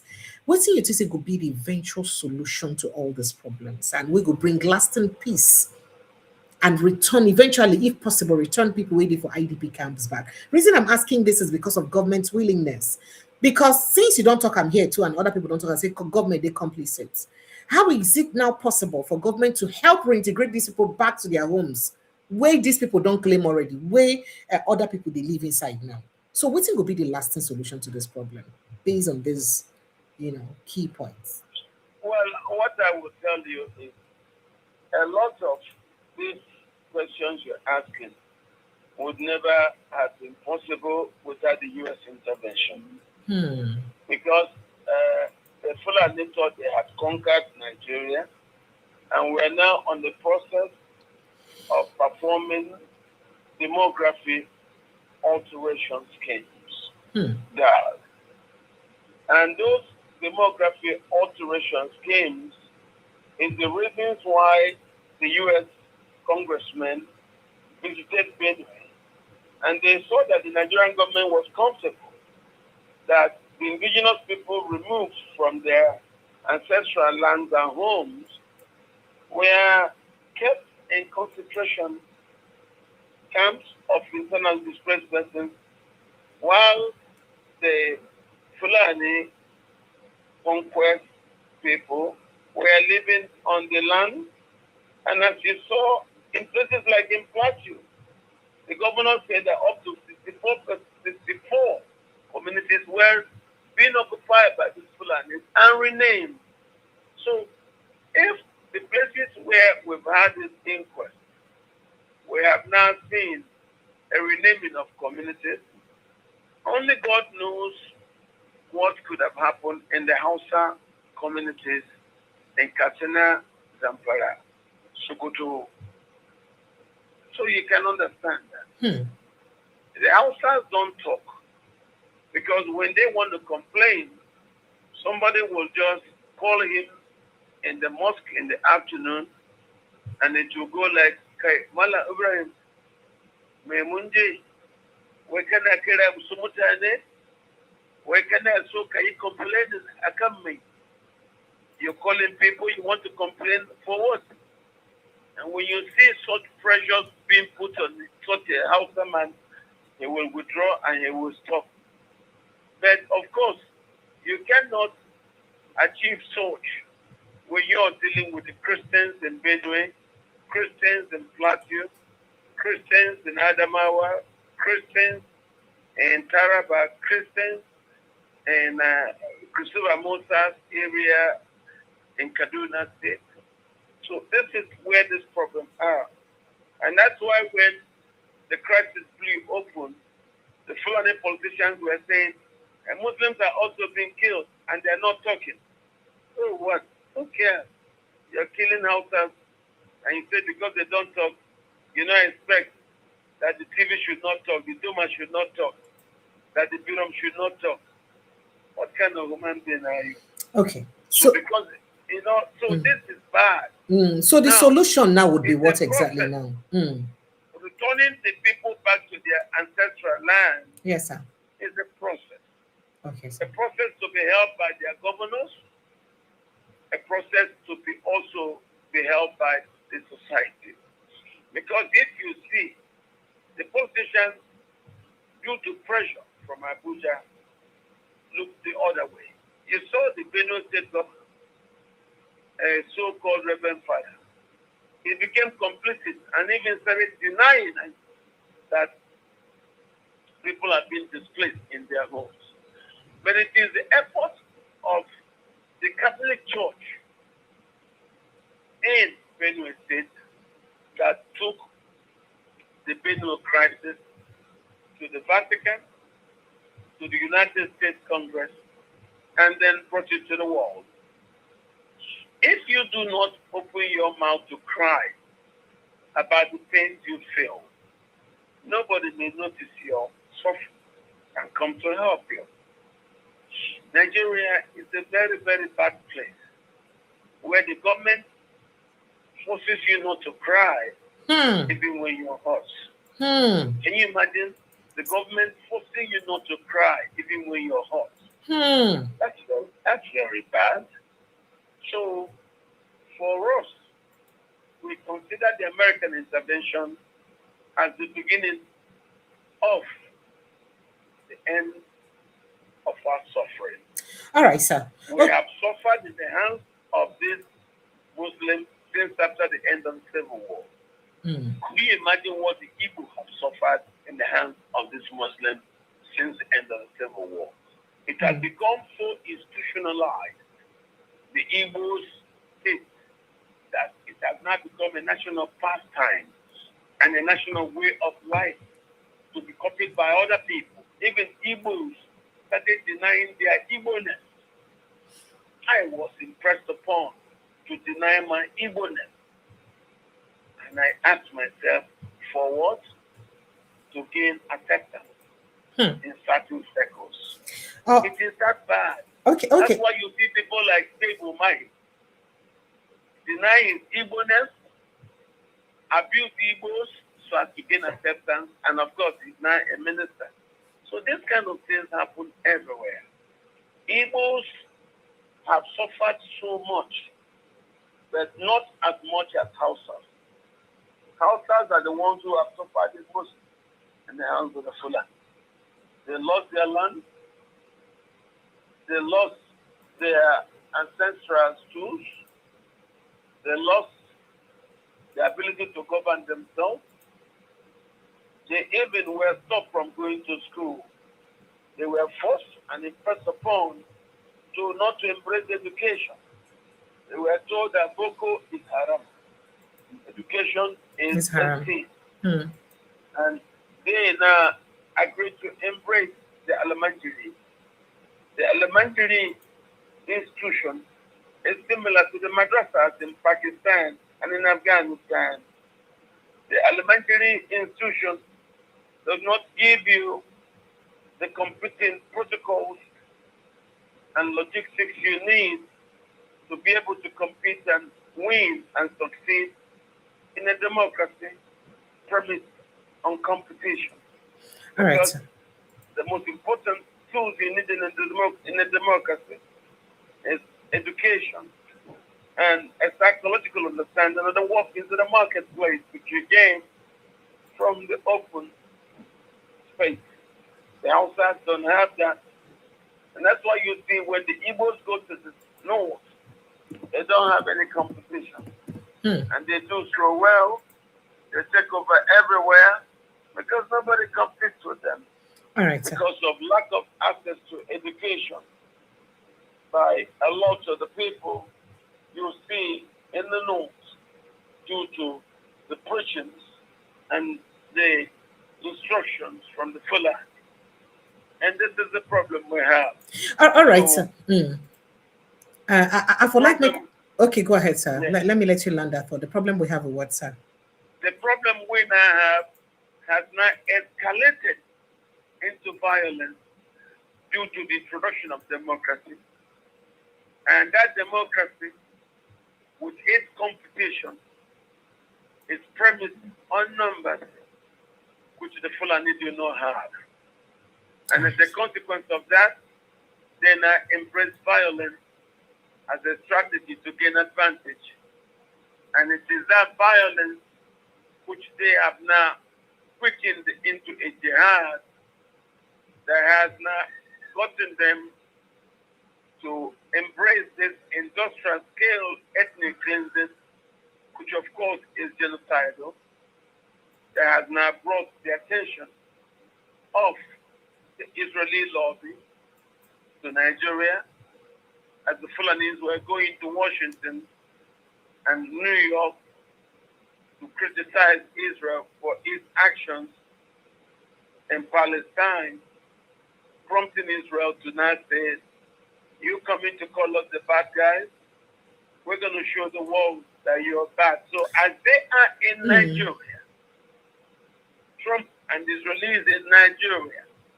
showing the world what bad the Muslims in Nigeria are doing to Christians, Israel has not taken that as a vocation. All right, sir. Okay, sir. So I for like we could delve small into politics as phone lines are open. Let me quickly let Nigerians know that phone lines are open so you can jump in on the conversation. We don't post the link here. Thank you so much to everybody who don't contribute. I see somebody talking about PayPal. I don't have a PayPal account, but there's an account number you can use, and then we can also help out. You can private chat me to know how you can, in case you don't know how to. I could send you somebody's details to pay into, and then the person will in turn refund. So I appreciate you, big deal. Thank you so much. And kindly follow us across social media if you've not done that. And if you've not liked this post, please do well to do so. Kindly click on the like button, share it, make it for free, reach as many people as possible. So Samek will just delve into politics a little bit. One of these, political conversations we just they make people come and think twice for this this new year. Now say Godswill Akpabio, the Senate President, just talk, say a man of God preaching, don't make him, don't direct in solicitors, made them withdraw all the cases will be saying get for court, all the defamation cases will be saying get. Even though say you don't name these defamation cases, people they point say now the case we get with Natasha Kotio-Odua. Make I quickly play you waiting in talk for that case. Make you tell me what's going on in time mind. And because of what you said here,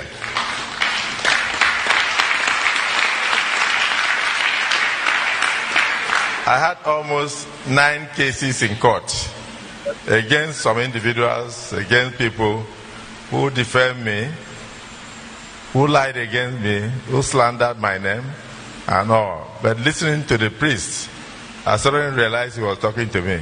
So I hereby direct my solicitors to withdraw all lawsuits against them.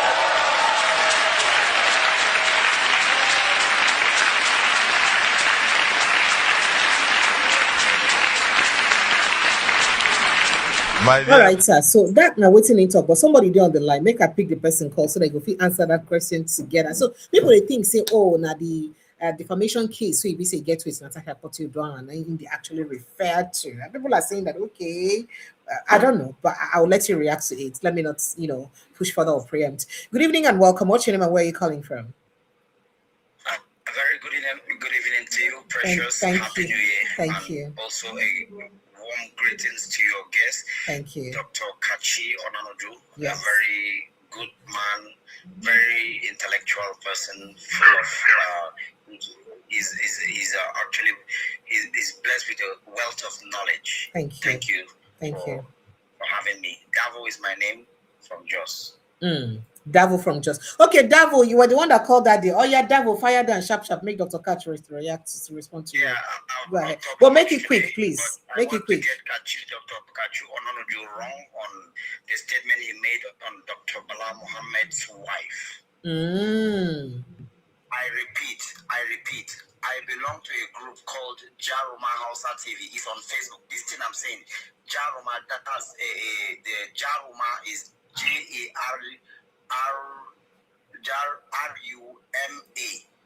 Hausa TV 24. JarumaHausaTV.com. Jaruma Hausa TV. I belong to our group. She's one who is actually liberating the entire Hausa in Nigeria, not only in Nigeria, in West Africa, not only in West Africa, she's liberating the Hausa even in Saudi Arabia because they do that program even in Arab. So she's the one who is exposing Sheikh Gumi. They are even doing it in Arab. So that's why Sheikh Gumi cannot step his foot on Saudi Arabia today. Yes. So what is it you said? Okay. So what's the thing you say you won't talk? She told fan in her program. My name is Davo. I am a top fan in Jaruma Hausa TV program. I've been following her for more than 4 years. So all the Fulani people, she's one who has been exposing to us. So Senator Bala Mohammed is actually Jarawa, who is right. Jarawa is a tribe in Plateau State. They were supposed to be in Bauchi, but when Yakubu Gowon was separated Plateau from Bauchi, they now pushed them to become in Jarawa. My grandfather, his name is D.B. Sang. He was the one who Yakubu Gowon had them to go and meet my grandfather. Okay, so go ahead and. As I mentioned, can you know him? Because Atiku Abubakar used to come to my grandfather's house. So what is your point? What is your point exactly, so that we can move on? His name is Dibizan. Dr. Katch, you should know him because he is the one who built one of the first private schools in the entire northern Nigeria in 1967.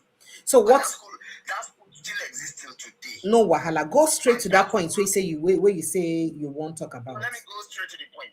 Senator Bala Mohammed's wife is a Fulani woman. I repeat, Senator Bala Mohammed's wife is Fulani, and she is a leader in Mieti Allah, where Bello Badejo belong to. So normally, I told you last time when I spoke, I told you that anytime somebody have a prospect of becoming an influential person in politics, the Fulani will marry their own to them. So all the secret, your secret, they will be leaking. She will be leaking it. So are you saying his mother or his wife? Which of them be Fulani? His wife. I repeat, his wife. His wife. Okay. Mother Senator Bala Mohammed. It's a leader in Allah. In fact, there was a time when Sheikh Hirubauchi, who just died. I did not mention it that day when I was talking.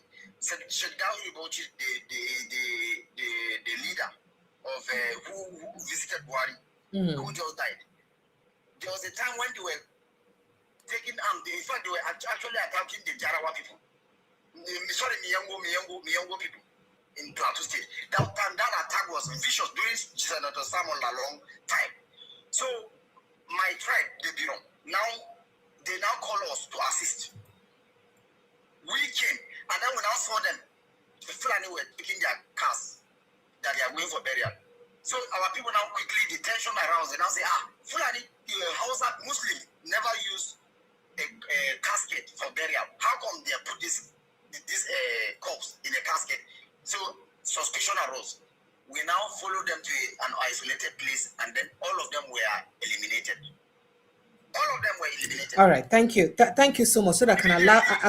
Shedari Bauchi visited Buhari, and then he said that he did not like the way his people were killed. And then they now lied on. You can Google it now. They now lied that the people were on their way to Ondo State for a tafsir, and then they were all killed. So to be sincere, there are so many dynamics to this, but I am happy with Israel and America, what they are doing now, because all our leaders are quiet. Thank you. But what you said about Bala Muhammad, some people are saying that his mother is actually the one who's Fulani. Is it possible that both his mother and his wife are not Fulanis? I don't know anyway. Thank you so much. There's something that Sheikh Gumi said. Siyasa tana da mahimmanci tafi addini, meaning politics is more influential and more important than religion. I repeat, politics is more important than religion. That's why you see the Fulani, I told you last time, they like politics. So the Hausa people embrace more religion. They can die because of religion. And as he rightly told you that anytime they want to do anything, do you know that there was a time when they killed that king, the king of Gobir, Serkin Gobir, the king of Gobir that was killed. Do you know that the Hausa wanted to protest? They just used some top politician and just asked them, calm down, let us just accept this thing. This is just the will of Allah. This is just the will of God.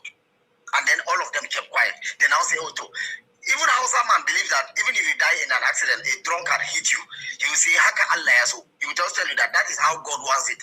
But he's forgotten that it is the recklessness of the drunkenness of that driver that have left someone to his grave, early death. But Hausa always conclude. So all right. Thank you. Let's Dr. Katch react so that others will jumping on the conversation. Davos, thank you so much. I appreciate you. Dr. Katch, would you like to react to that and also react to my Akwabia's question? Please go ahead, sir.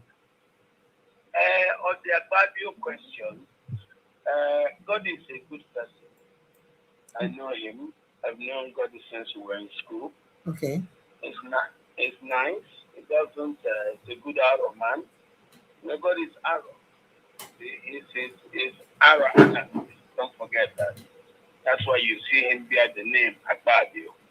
Akpabio, the same as Okpabi. Oh, now God do you they call him. I know you don't say na him be the God you. Sorry, no vex. Yes, that's what we. Now Ina Kaku's name be that. His name in school was Goddy A. So he stayed Goddy, so nothing has changed. God is a nice person, and he's not that wicked. It was just that the lady got it wrong. Trying to, a gifted woman gets angry. But God is not that. It's not that evil, not wicked. No. If you check his history, the people he's always fought are those who came at him. Check the issue of Emmanuel, that one that got it picked, just from him being introduced by Jim Mafia, as Jim came to inspect what's that called? They got something he was doing in Akwa, but that was how God Emmanuel. And then suddenly made him SSG, then made him governor. And later, Emmanuel now turned evil. And that's why you're not seeing him having trouble. So I think God is a nice person. And I'm not surprised that he has asked to withdraw all these things. You see, that now goes back to God remembering that they had a relationship. He was so and so. And he forgive. He's a very forgiving person. Take that from me. And you do not think that Natasha also perhaps had her own rights to also fight for what she believed was her right she was defending? No. Natasha is a typical woman. Women fight us men every time. And of course, women think they are being cheated. I mean, they do all. And don't forget what started the crisis. Yes. Was Natasha as the head of a committee. She now had members of her committee complaining to Goddy that she collected some money and the committee members didn't see that money. And that was how that crisis came. And then I told Goddy, say, you being the Senate president, you that appointed her, please intercede and make sure this place. But that's not what Natasha said. Natasha rather says that they want her to kick back. And she refuses to kick back. Forget what she said. I'm telling you the truth of how the crisis came. So, as that money thing couldn't be resolved, that's why you saw all. Then why is Akpabio not speaking out to say that you chop money now? Waiting make they hold you. He hasn't said that, and nobody from the committee has used that against him. If that's true, but that's why you saw the committee members all put it against her. I'm just telling you now.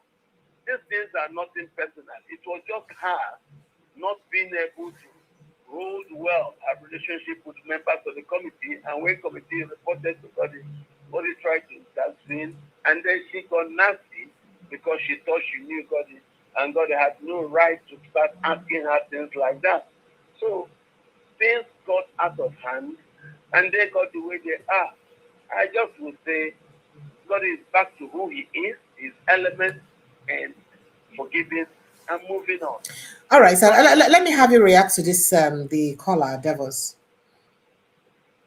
Yes, he was talking about Bala. Is that who you're talking of? Yes, he was talking about Bala Muhammad. Bala's problem is Bala's problem. Bala is Jarawa, and we hear that his mother is Fulani.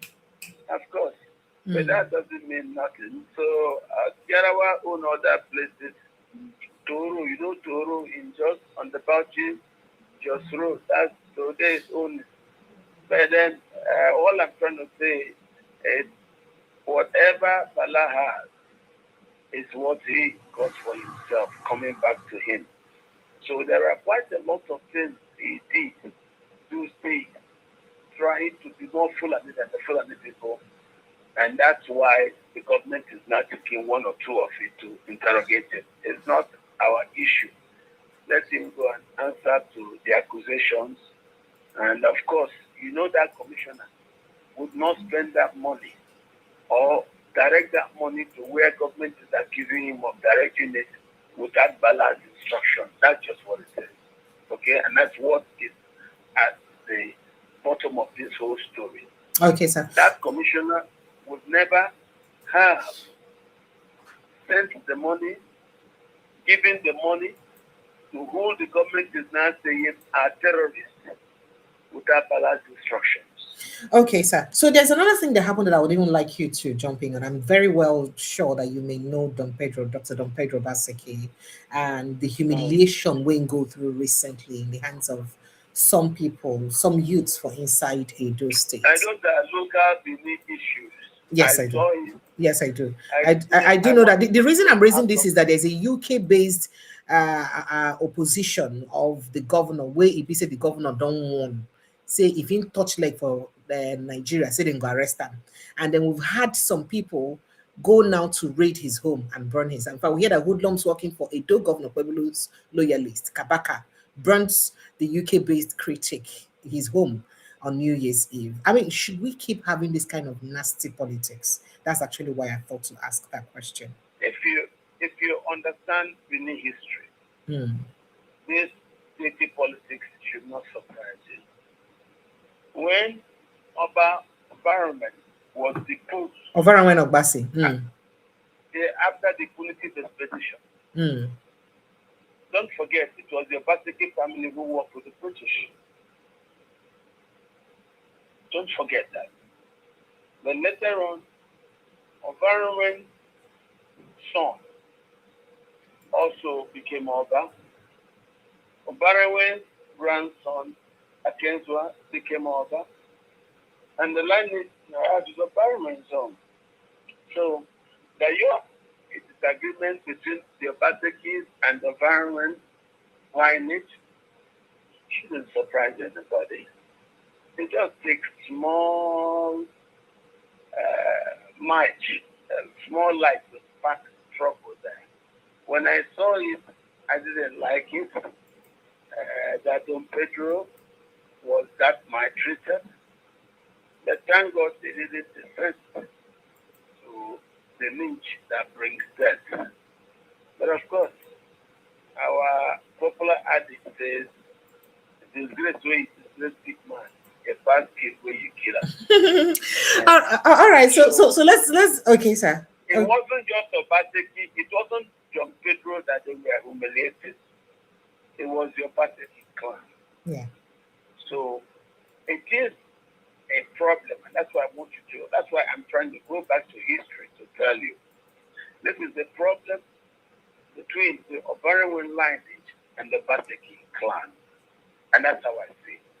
So forget all this extrapolation. I want you to understand that this crisis has existed since the punitive expedition. After the banishing of Obarewan to Calabar, leading up to his death in 1914. This crisis has existed between the Obaseki and the Obarewan household. So if you not see it come up again, I don't see anybody that should be that surprised. But yes, when you not view that in regards to public order, it's not a very good thing. Nobody should be that harassed. Nobody should be that molested. And I think it's against the law. But of course, Edo right now is not a very stable place. With Governor Pueblo behaving the way he feels and talking the way he talks, anything can happen in Edo. I condemn what has happened in Edo. But if there was proper protocols and safeguarders of the law and order, of course, those who did that should be arrested and be properly prosecuted in line with the law. But you can't ask that because the way the state is captured, I think demanding that will be a tall order. So we just condemn it and then move on to the next thing.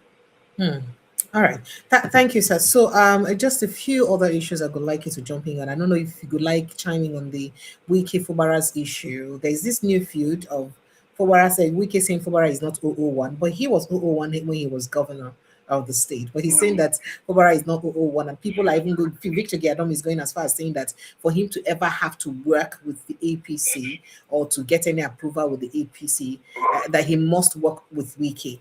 First of all, and people are saying that. I mean, nobody gave Wike that. Doesn't need to work. Doesn't need to work with Wike. Absolutely, because we have the chairman of the party supporting the governor Fubara. So, what do you think will play out in Rivers State with this issue? What will play out is since the creation of Bielsa,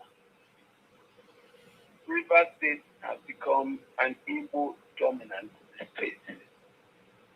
And the Igbo dominant uplanders have ruled. Let the Igbo dominant people allow those other people who feel, okay, even though Fubara speaks better Igbo than Wike, Fubara is Upopo. Yes, sir. Upopo are the last Igbo town established in Rivers State, when Jua Mabuo, later called Jaja, Uzurumba Mbanaso, who hails from Umudroha, whose mother is from Umukonfo Umuchoke, Amigo of Wangele. Jaja set up Upopo. Of course, Upopo also is home to Nkoro people. Nkoro people came from the other side because under the Arab Confederacy, the Nkoro people were there from the Bibiu side, and Opopo people who now came from Nkwere and Amigo came from the Arab side, and that's why you see someone like Akpabio, who is Aro Anang, the other name Akpabio, which in mainland Igbo is called Opade. Okay? And so that mix has been there. And the Wike need to understand, to respect the diversity of the state. Wike has finished being governor, and there is no way he can be outside the stadium and then be thinking he can score more goals than the people inside the arena.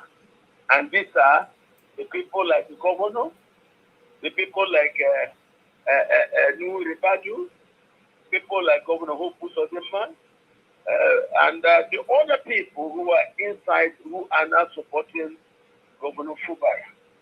But Wike might be the stubborn fly that might just attract a very, very, very strong whip to kill it if it does not respect itself. It cannot work. Historically, since 1998, 99 till date, ministers have always been told to flex like this, but later on they will lose to the government. What is now at stake is the intention of the APC to give Governor Fubara a second-term ticket. And Wike is trying not to fight to undermine that. I don't think Wike can stop the party from doing that. That's what I'm telling you now is at the base of this current Wike's acrobatics. He's not going to win if the party that he has not yet joined insists that they have accepted Governor Fubara, and that Governor Fubara, as far as they are concerned, is the leader of the party in the state. Wike's thuggish acrobatics in the PDP does not make him somebody that you can trust in any political association. So the people in the APC don't also trust such a membership. It's okay, they can use him as a dog, but not a respectable member. You know, he has destroyed himself through his antics and his behavior, and I think he should accept it as that. You know, when you go to a fight, there are those who will just say, fine, I will play the role of Kiluwi. And the Kiluwi can get punched, he could get hurt, he could get wounded, and he will accept going to hospital. But there are those who are statesmen that will sit out to negotiate the issue with the other party. So, Wike has played the dog and finds the dog brings advantage, then he should remain the dog and allow the party to politely select Fubara. And what brought him to this? Because he was trying to flex his hand into Imo State, trying to promote. Oh dear, I've loved at this thing where this networks they do once it gets to 1 hour. The call cuts off. All right. Remember, the phone lines are open in case you want to jump in on the conversation. If you have questions to ask, if you have contribution to make, phone lines are open. Please feel free to call in 0817-029-4077, or you follow the link on the pinned post and get into the studio. Dr. Katch, let me let you wrap up your thoughts on that. Apologies, sir. Yes, my thought, as I was trying to say, is there is no Wike will be able to defeat the APC when he's not a member of the APC. He is outside the arena. The only way to score meaningful goals in a football match is when you are inside the stadium. So he cannot be able to tell the APC, the political party, what they can do when he's actually dealing from outside the party. All right, sir. The party has chosen their leader in River State, and the leader they chose is the governor of the state. The party has decided to give the governor of the state a ticket for 2027. Wike has no power as a non-member of the party to threaten the party in regards of that. If the party governor goes to election, free and fair election, the people will vote for him. Wike today is not electable. He is only doing all this thuggish behavior, thinking rigging is the game. He doesn't have that capacity. Wike cannot win any election in River State tomorrow. Wike can only. But he said he has a structure now. He doesn't have. He said Fubara does not have the structure, so he can't do anything. Let's say what Wike has is what President Tinubu organized for him. The other day, Tinubu said, okay, write the local government chairman, all of them, according to the list Wike brought. Is that not what you're saying? Yes.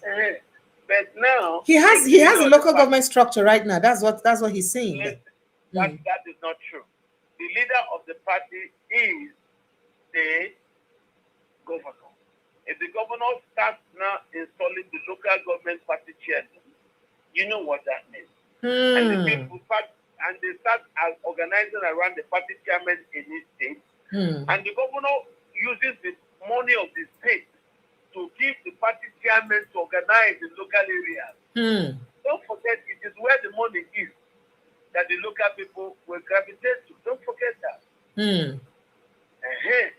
If the governor does not release money to Wike's people in the local government, they release money to his own people in the local government, the people will gravitate to whoever the governor releases the money of the state. Don't forget that. Where is Wike going to get money to fund? There is now local government autonomy, so monies may be getting straight or going straight to the local government. That means those guys will be empowered. Listen, the local government autonomy you're saying is just in West. Where are the autonomy? The governor still control the purse strings and everything through the jack. That's just the truth. All right. That's what it was decided by the Supreme Court. But the governor still don't let that to be in proper practice and effect. Yeah, you know that truth. So it is what the governor says that rules in all states in the country. If the governor now guides the money, guides whatever, and the money for running local government is not the money you use to run the election. The money to run elections is the money that comes from the governor's coffer. If the governor now gives it to the locally organized structure that he puts up, that is guided around the party, and that is also the structure that will bring us whoever will run for the next election. Don't you understand what's going on? Weakest fear is that those with him may not emerge as candidates of the party in the elections that will come in 2027. That is why he's afraid. And I don't see him winning because the entire party are against him. The party will now find protocols to make sure that they are supreme. Don't forget, in Nigeria, the party is supreme. Wike is just his own player. Okay. Wike's capacity is by the strength of the APC. Wike is made a minister by the APC. Wike is giving cover, protection, and whatever he has by the APC. If they turn up the staff of support they give him in Abuja, Wike will just die of lack of air. Take that from me. So you cannot fight the party and survive. It doesn't work. It doesn't work. Thank you. Thank you, sir. I don't know where Wike is getting the kind of air he's breathing. So leave those things alone. If he wants to try the party, the president and the party will show him that he's just a small fly. He doesn't have the capacity because the Nigerian system has not changed. They give the governor the power. The governor has the money to organize, not the local government people. It is the governor. He will organize and everything. The governor controls the local, the state electoral commission. The governor controls the party from Port Harcourt. So what Wike is going to do? He's only going there to fight for them to recognize him. He was the old thought. His time is past. His time is past. All right, he sir. has no power if it's not the APC that gives him support in Abuja. Hell. Thank you, sir. Let me quickly speak to this caller. Hello, good evening, and welcome. What's your name and where are you calling from? Hello, yeah, good evening. Good evening, Happy New Year. Thank you. Happy New Year to you. Go ahead, please. Yeah. Just a quick question to Dr. Katch here. Mm-hmm. First question. Does he know where Tinubu is? Yeah? So the second question. Does he do what? We didn't get that. What was the first question again? The first question is if he knows where the president of Nigeria, where he is at the moment. Oh, where your president is. Okay. Okay. He has got he has abandoned the country and he has disappeared to. And the second question is, for me, do you think that Trump is against him as a he doesn't is he avoiding Trump? He doesn't want to So it's like if he's avoiding Trump, he doesn't want to have anything to do with Trump, or Trump is after, or Trump have added him to the list or something like Trump you don't want to have anything to do with him or something. Okay. All right. Thank you. Dr. Katch, did you hear that question? He said, first of all, you know where your president, he said, one, you know where your president is, because he traveled without any information as to where exactly he's going to and where he is. So we don't know where he is right now. We hear say he traveled to Europe. Who are you talking of? President Tinubu, we don't know where he is. Who cares about where President Tinubu is? What value would that bring to him? Hey. Oh, yeah, sorry, sir. Then the second question is, do you think he's avoiding President Trump, or President Trump has shut him out and does not want to see him? No. What do you think is happening? Tinubu is playing smart. Mm. Yes. You know, Trump is erratic. Tinubu could say anything openly, and that thing he says could be interpreted in different ways by different people. Mm. In this particular period, it's better he doesn't say anything and let Trump have his way. Trump gets crazy when Trump is challenged. But the Northerners that will vote for Tinubu in 2027 are angry that he just gave Nigeria to Trump and then left. He's not saying anything. He's vexing them now. To me, please. You know they have the votes. Northerners are happy with Tinubu. Northerners are also happy with Trump's intervention. The people you're talking about are the Fulani and their terrorist militia. That is not Northern. Hausas are Northern. Chiefs are Northern. Biroms are Northern. Bagi are Northern. Idomas are Northern. Marigi are Northern. Karikari are Northern. Jabi are Northern. So what are you talking about? A lot of Northerners are being saved right now due to the American action. You are not thinking that the mindset of the Fulani should not represent what the North wants. That's why I tell you, you're making a mistake. We have the Fulani attempt to seize the North using violence, and in this case, using jihadist violence. So because me and you keep quiet, the North burns, the North is killed, the North is damaged, the Northerners are massacred like flies. Today, Northerners are breathing a sigh of relief.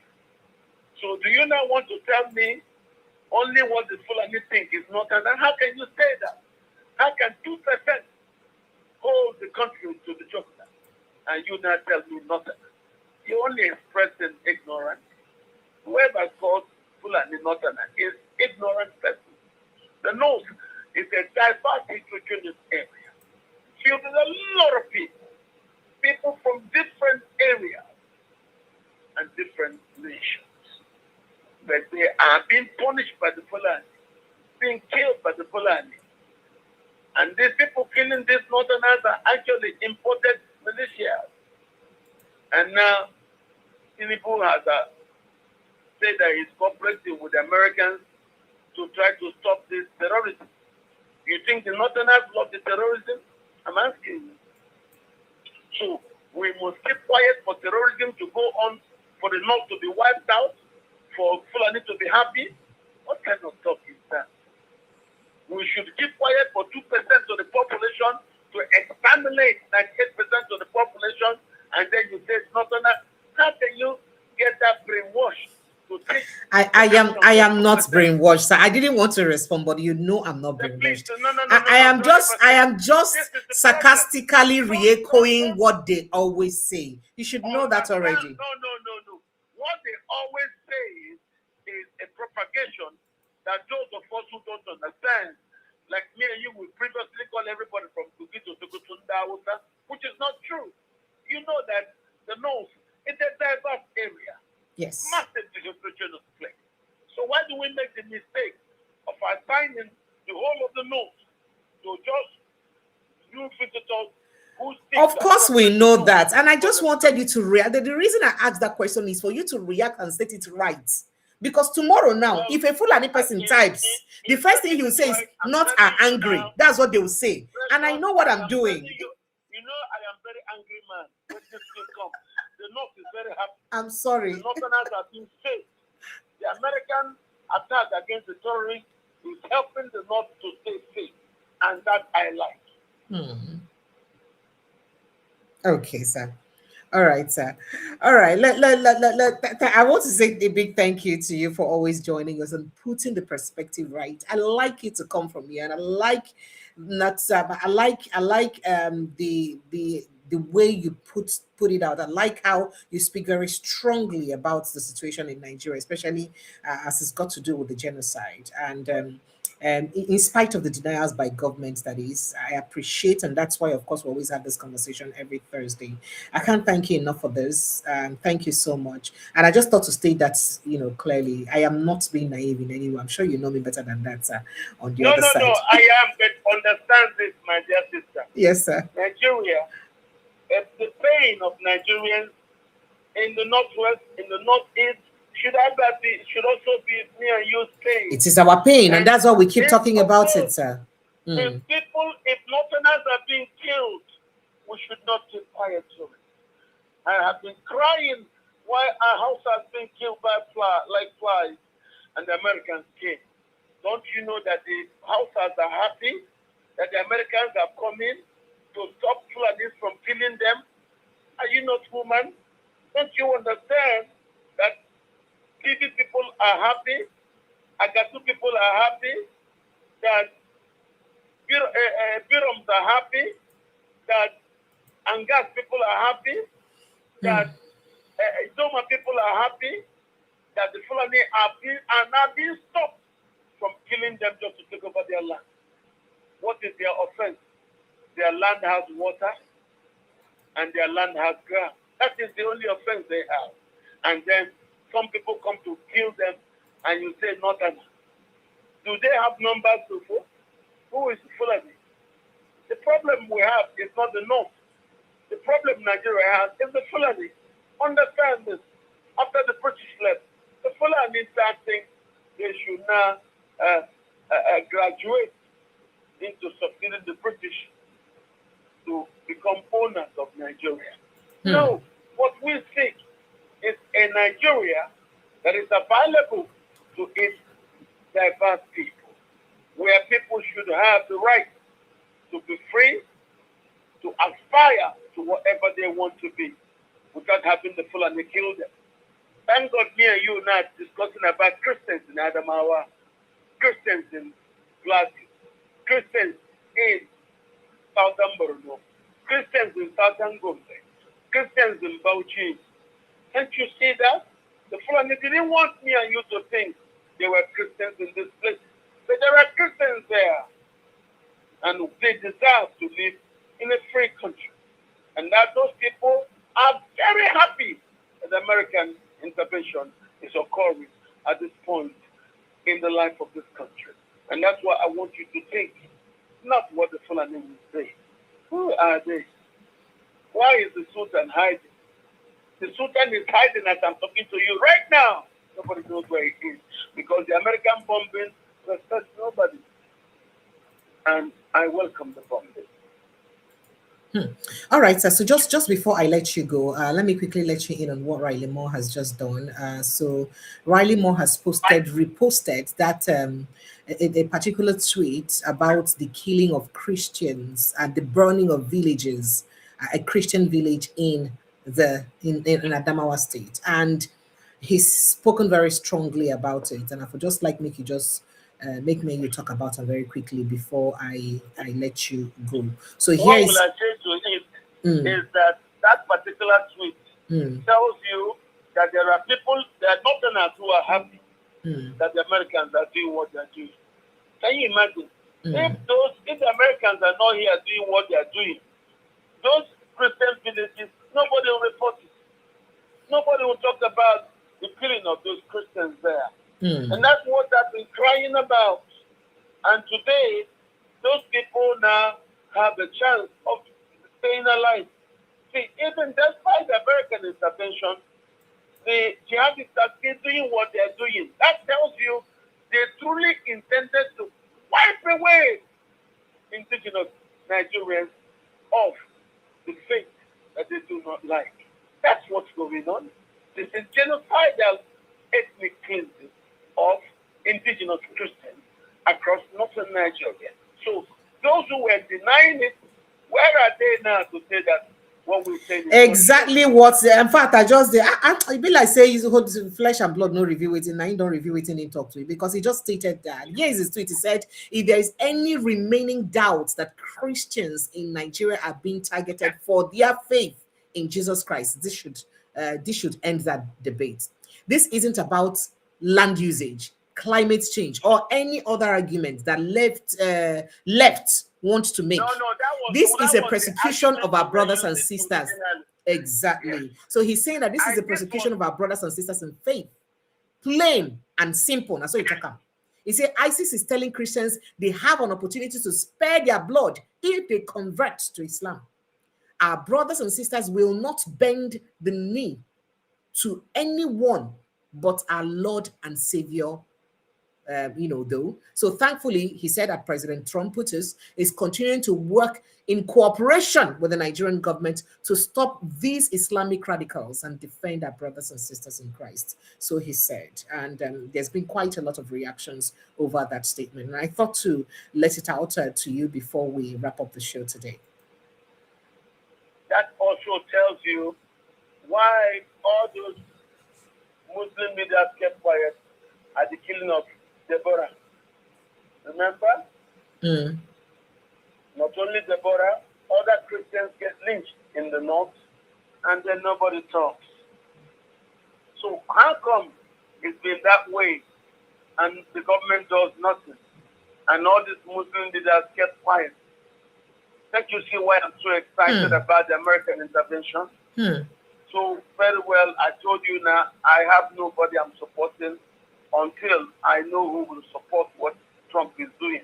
The candidates that will support in this election going forward are the ones who will support what Trump is doing. You may not like him, but Trump means a lot of things to different people. And to me, as a Nigerian, I am very happy that he has come to stop the ethnic cleansing actions by jihadists across the Federal Republic of Nigeria, so to call, even though we don't exist as a Federal Republic in real reality. So I am happy for where we are. I am very grateful for the American intervention.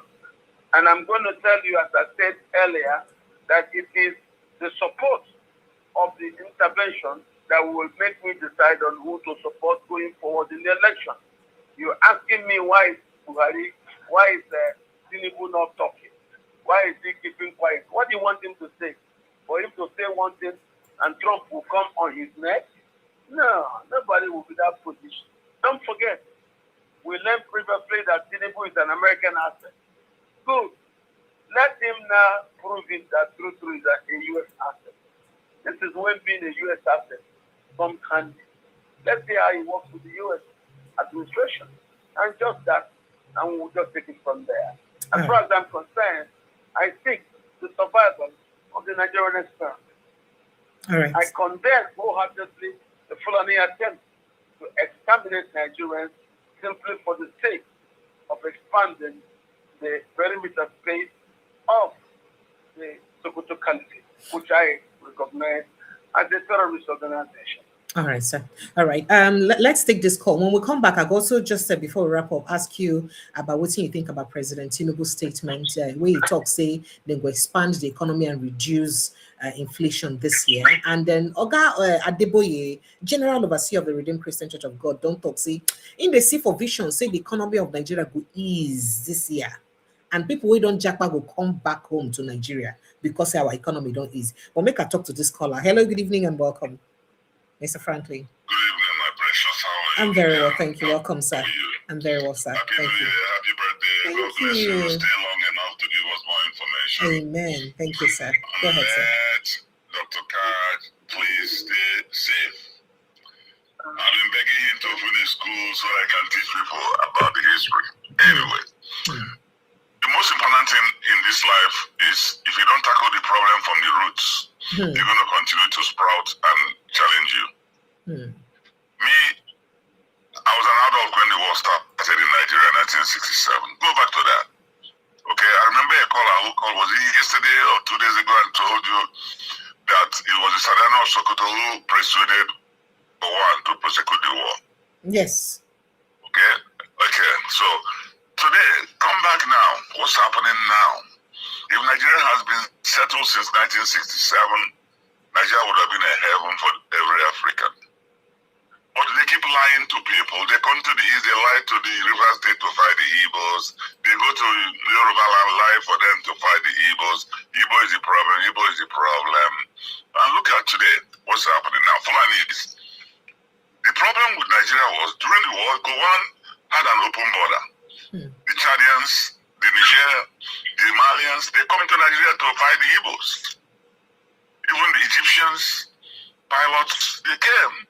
Not to talk about the British and the Russians. They were there. So why are they crying today? Because the sins they committed is now coming to haunt them. The one who orchestrated all these things till now, has he ever spoken one sentence? Since all these things are happening to his people. Why? Is he in the cage? Is he in jail? You know, so stop lying to yourself. Let's be honest about all these things. I wish Ojukwu was alive today. He'll be laughing and giggling. Because what he fought for over 50 years ago is haunting us today. And nobody is going to mention that. All this Plateau, Benue, Obi didn't come fight the Igbos because they want to, Ojukwu is a bad man. They even went out to say that Ojukwu declared war in Nigeria. Ojukwu never declared war in Nigeria. All Ojukwu did that, Igbo man said, when you're being killed and neglected, then take care of yourself. And then, on behalf of Kassin, what they call there's Usman Katsina, the governor of the North, and then this Sadwana of Sokoto, they said, okay, let's go do a police action to kill the Igbos. What happened? It took 3 years. Before that, after Rosiku and then Motamareku, what they do? They kill innocent Igbos in the North. Did anybody raise a finger to say stop that? Today, they're killing the Christians in the North, the Plateau. Nigeria is going amok. So all I'm trying to say is not that I'm not sympathetic to that. But what were they over 50 years ago? Did they ever has anyone ever been criticized for one prosecution of the world till today? Now we're trying to just push it aside and let's go, let's satisfy Boko Haram. Boko Haram was implanted in Nigeria since 1967 to 70. Now it's coming to fruition. When the one was accepting all those help, what happened? So my take is Nigeria has to be a country, but if they don't want you go let everybody scatter. They're lying to themselves. They think that Tinubu is going to Europe and France and all those things. He's running away from the problem. He's not solving it. Okay? So I'm happy that Trump has come in to try to rattle the cage they're going through today. All right. With that, I raise my case. Thank you. Thank you so much, sir. All right, sir. Let me let you react, Dr. Katch, sir. Let me let you react, and including the question I did ask earlier, so that we'll wrap up, sir. You sure? I said, would you like to react to the, his contribution, and then plus the question I asked earlier? What did he say? I mean, he was just reiterating part of what you already said about the war and everything you've spoken before. The activities of the Fulanis. Well, what I would like to he said if the war had settled issues since 1976, by now Nigeria would have been a better place, basically. Well, the war was a deceptive war, and Nigeria didn't understand it. The war was about the oil. Okay, it was a British engineered war for keeping control over the oil, and that's what the British gained. It wasn't about Nigeria. And in doing that, the British now used the Fulani to still keep control of the oil. But of course, you see where we are now. Everybody has come to understand that we don't have a roadmap towards running a country. And that's why we are in this mess. How come you run a country without constitution? You only run a country with military decrees. And the military decrees are not proper. They weren't honestly made. The same people who made the military decree are the same people who now put the Fulani Sultan over all Nigeria as their leader. How is that possible? For a people who have existed for hundreds of years, you now bring new people and want to put them as their leaders and permanent whatever. Is that not where we are now? And suddenly now you got into a democracy, and those people who were now imposed over Nigeria don't know how to run Nigeria. Suddenly they want to use violence to keep control over Nigeria. And what we have, it is all over. And then the Americans come. So for me, as I said earlier, what we have is a process, and that process has just started. So I will tell Nigerians to be awake, because this journey has only just started, and that's how we refer to as the journey towards correction, the journey towards reset. I am very, very interested in the robust suggestions of the Israelis, even though we follow them logically to the end, you might see elements of disintegration put in this side, because them saying that they support Somaliland, that tells you if anybody tomorrow declares an attempt ready to support such too. So we may not be going that far. We just need to sit down, tell ourselves the truth, and then in place protocols towards every step. And I think the best we can get is a restructuring of the superstructure of governance of our country. You know, the idea of the Fulani trying to seize the entire country and hold that I disagree with. I pray Tinubu is able to use the American intervention to reset the country, to restructure the political superstructure that governs the country, and allow autonomy to the regions. And that's what I will pray happens, and we should continue to live together. But let us have autonomy so that each region will be able to govern itself, set its own economic agenda, and probably centrally we could have a central defense, yes. And I like the way Tinubu is now creating an army depot in Oshogo and also creating another one in Ebonyi State to counter the one that you already have in the north, in Zaria. In Zaria. So let us decentralize a lot of the things instead of allowing the centralization by the Fulani of everything in the north under their own control, which is wrong. That's why I keep telling you. Our problem is not the north. Our problem is not the movement. Our problem is the Fulani, who have tried since the British left to seize this country for themselves. And that's what you're not seeing. We think, and I believe, we can undo and reset with American intervention. All right, sir. You hadn't landed. You're trying to say so because... Yes, what I'm trying to say extra is Nigerians should understand this is just when we will now start to do the work to be able to remake and rebuild and actually construct a country to our liking. Nothing good comes easily, you know that. And you don't just need to think Nigeria will become automatically very good without us putting some energy and some effort. So let us just say this is the beginning.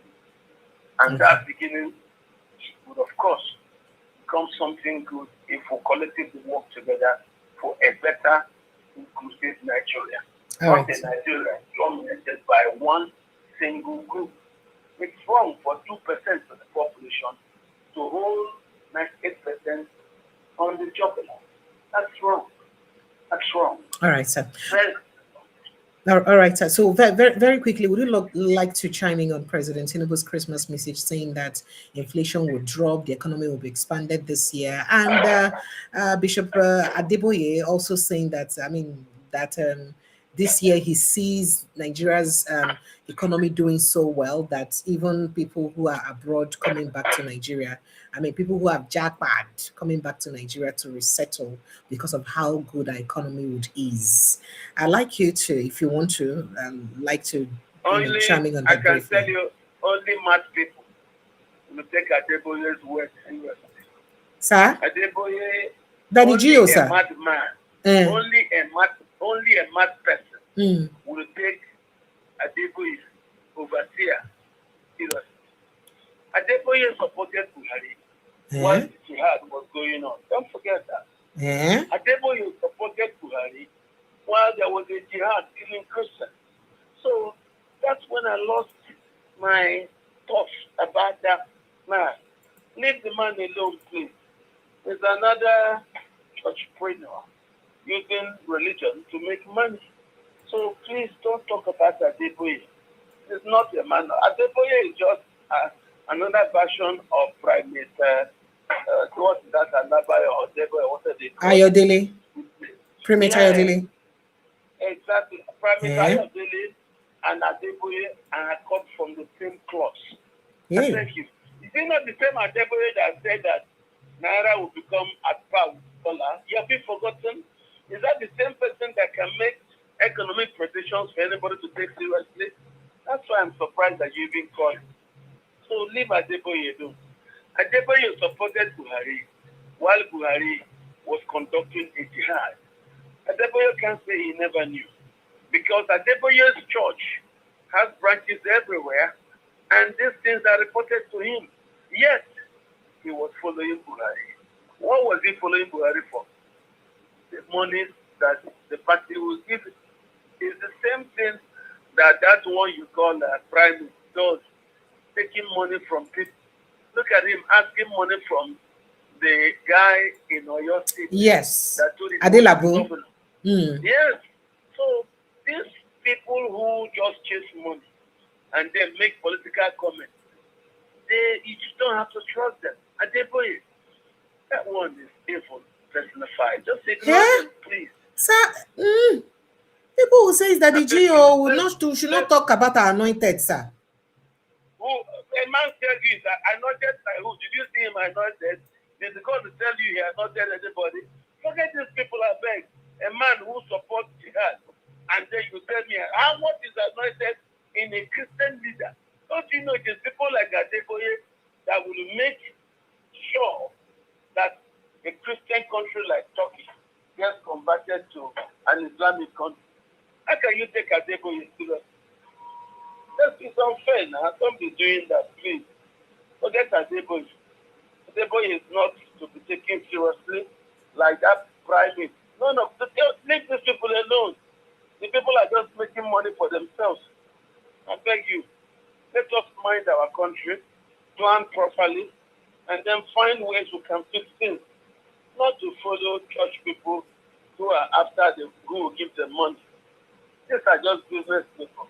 And I don't want to trust them at all, with my destiny or my tomorrow.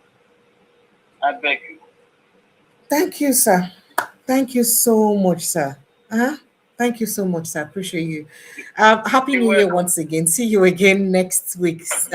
This year is election year also. I hope you're ready for us, sir, because we have to intensify effort in anything we're doing.